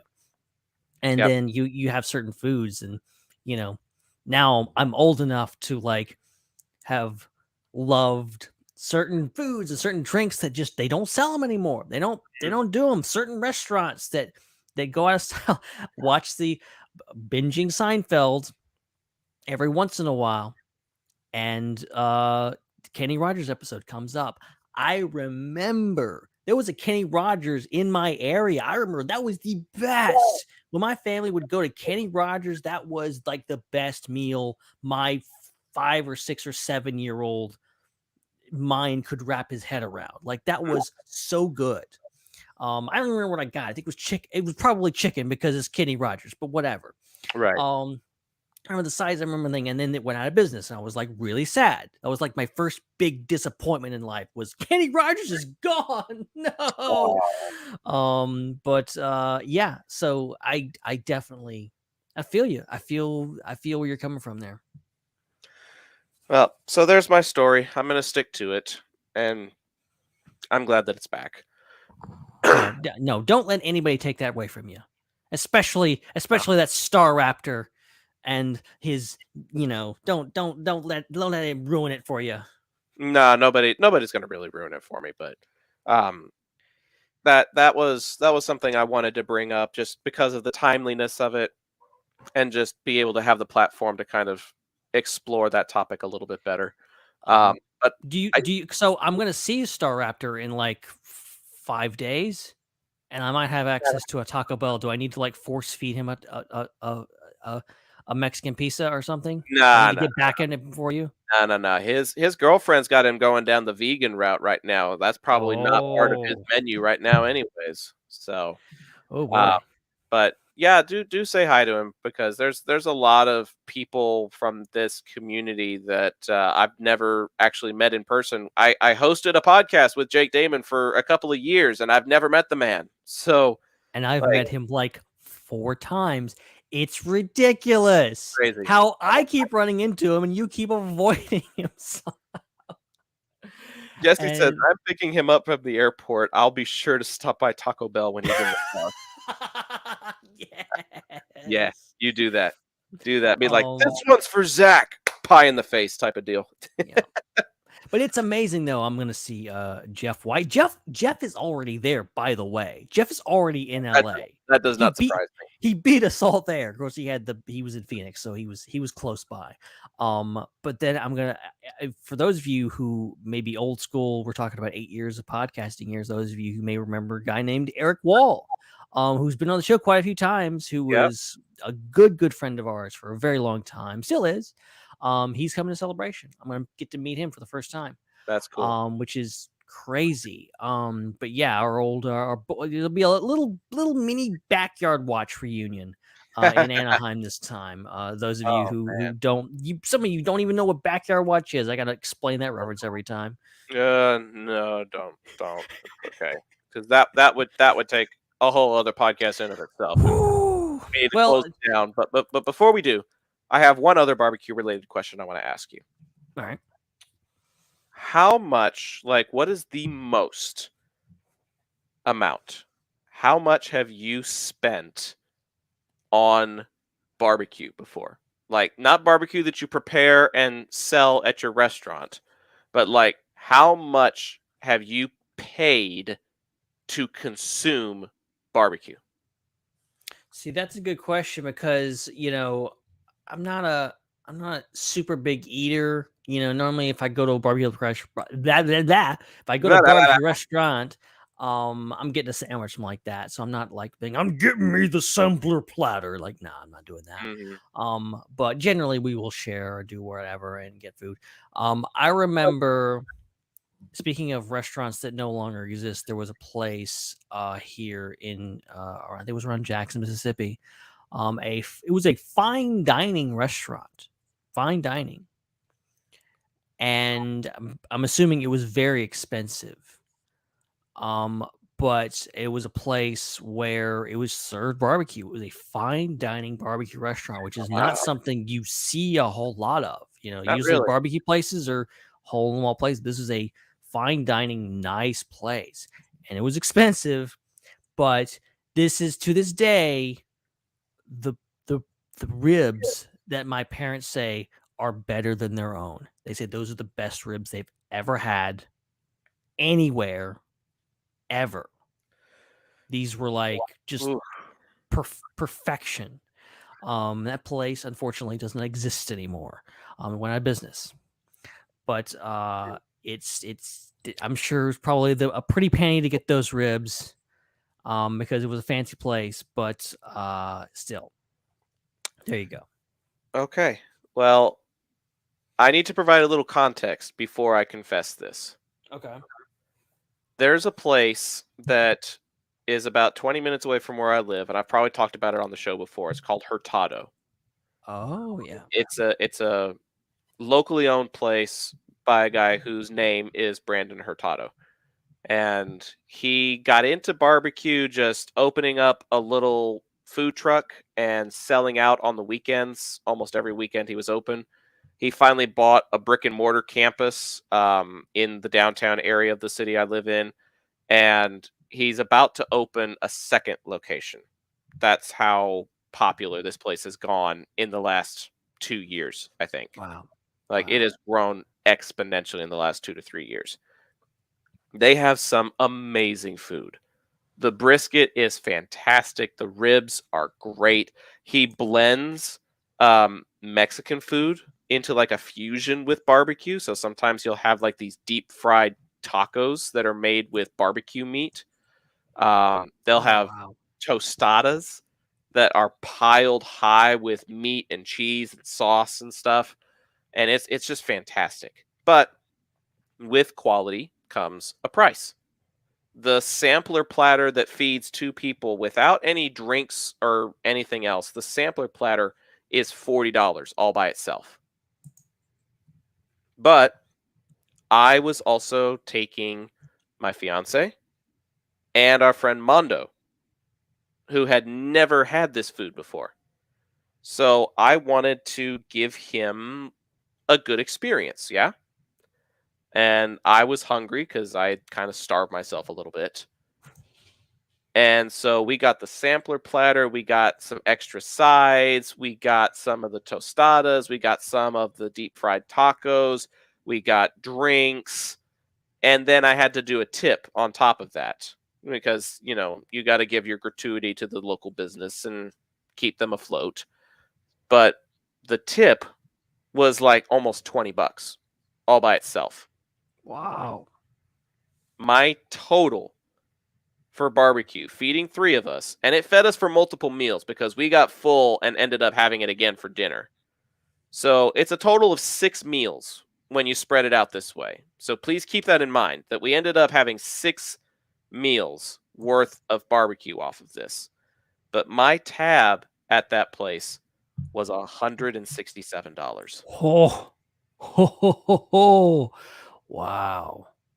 So you divide that by 6, and it's $27.83 a person, including tip. But that's still pretty expensive. But if you go to our group on Facebook, the Intergalactic Peace Hangout, you'll see the pictures that I posted, and you'll see just how delicious looking that barbecue is and just how awesome it is. I saw the pictures. They were great. It is just some fantastic looking and fantastic tasting food. And so it was a one-time thing. I don't ever really plan on doing that again. But payday was the following Monday, and I was like, screw it. I'm going to go all in. And I did. And then my wallet hated me for it afterwards. Wallet was screaming all the way to the car. But it was, and it was a great trip. It was great food. It was great company, and that is without a doubt the most I've ever paid for barbecue. But some meals you just can't put a price tag on. You just can't. I'm sorry. Well, they definitely did put a price tag on that one. But yeah, go find us at that Intergalactic Peace Hangout and talk to us about just fandom in general. Talk to us about these at the past 8 years. Go find us on our social media pages at IPC Podcast on Facebook, Twitter, Instagram. Go follow us on our socials. They've been posted, on our little lower third handles this whole evening. So go find us wherever you can find a social media. Be sure to hit like, comment, subscribe, so you can keep up to date with the Fandom Empire stuff that's going on, so you can keep up to date with when a new episode of IPC is going to drop. Ben, it has been 8 years, but it sure doesn't feel like it. No, it And doesn't. all I can say is I am so grateful to have gone on this 8-year journey with you, and I am excited still about what the future holds for this program. We've got some really cool ideas in the works, things that are going to help the show evolve and hopefully grow. And I look forward to being back here in a year talking about how crazy it is that we've made it 9 years. Yeah. Yeah, that's the thing. It's just like it's hard to believe we've come this far, but I don't want to see it end anytime soon. I'm gonna keep chugging along, keep doing more stuff. A special thank you to you for being here and supporting even when you couldn't be here. It's been an absolute pleasure. What a way to come back now on this very momentous episode. This was so much fun going down memory Yeah. lane and Yeah. have looking back on so many memories that we've had. And it's just been an incredible ride. I would be remiss just to mention the fact that you invited me here. Okay, that was how this started. You were Yeah. said, "Hey, I got an idea. You want to do this with me?" And I said yes. You initiated this, so I have to be eternally grateful for that opportunity that you thought so much of me to bring me on board this. And it's been a hell of a ride so far. And now that we've come together, thanks to all of you guys watching, listening, however you experience the show, I'm not gonna lie and say that we wouldn't do this without you, because we would probably just show up and talk about something even if nobody was watching or listening. But it's so much more encouraging. It's Yeah. so much better to know that at least a few of you guys are coming every single other week and watching, listening, or whatever. It's a massive honor to know that you guys enjoy this show, enjoy what we do, enjoy our conversations, and become part of the conversation sometimes. A lot of you guys in the chat have already been on the show and will be on the show in the future, and we thank you so much for that.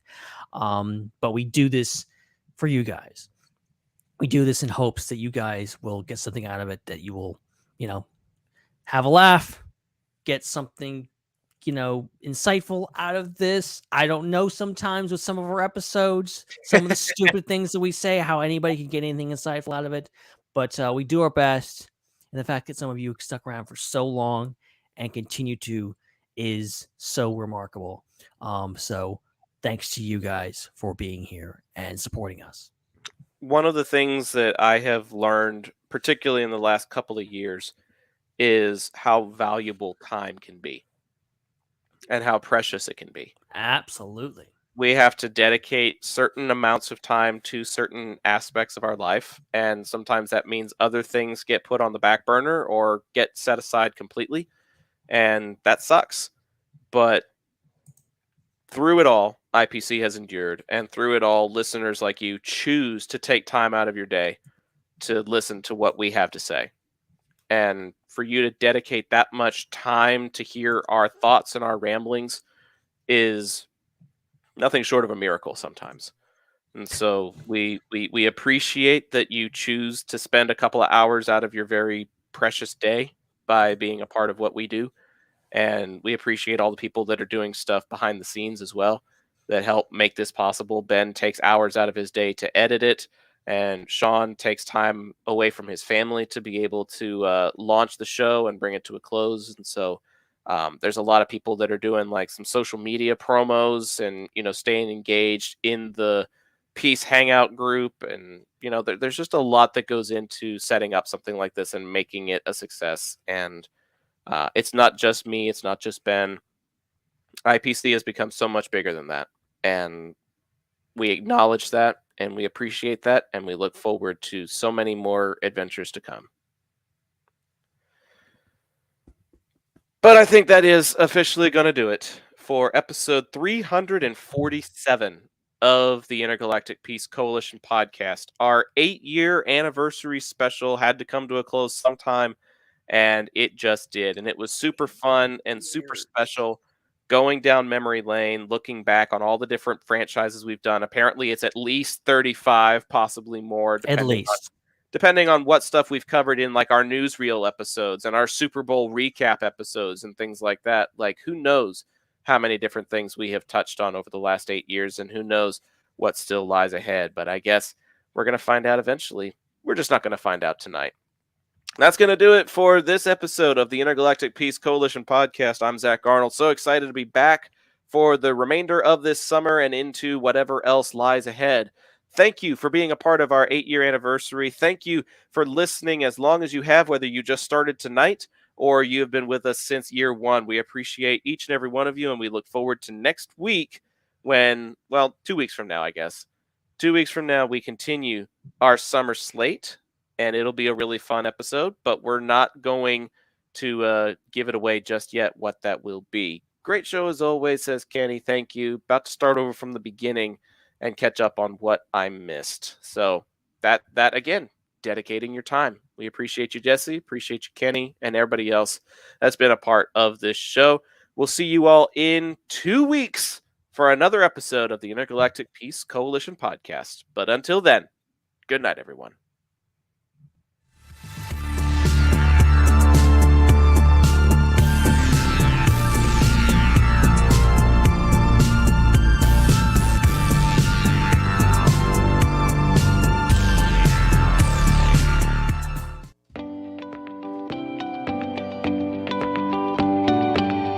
This podcast is sponsored in part by Benjamin Hart. That's me! And yours truly, Zach Arnold. And by participation from listeners like you. So let's tune in to another episode of IPC. IPC. IPC. IPC. IPC. IPC. IPC. IPC. IPC. The Intergalactic Peace Coalition podcast. All the galaxies. All for you.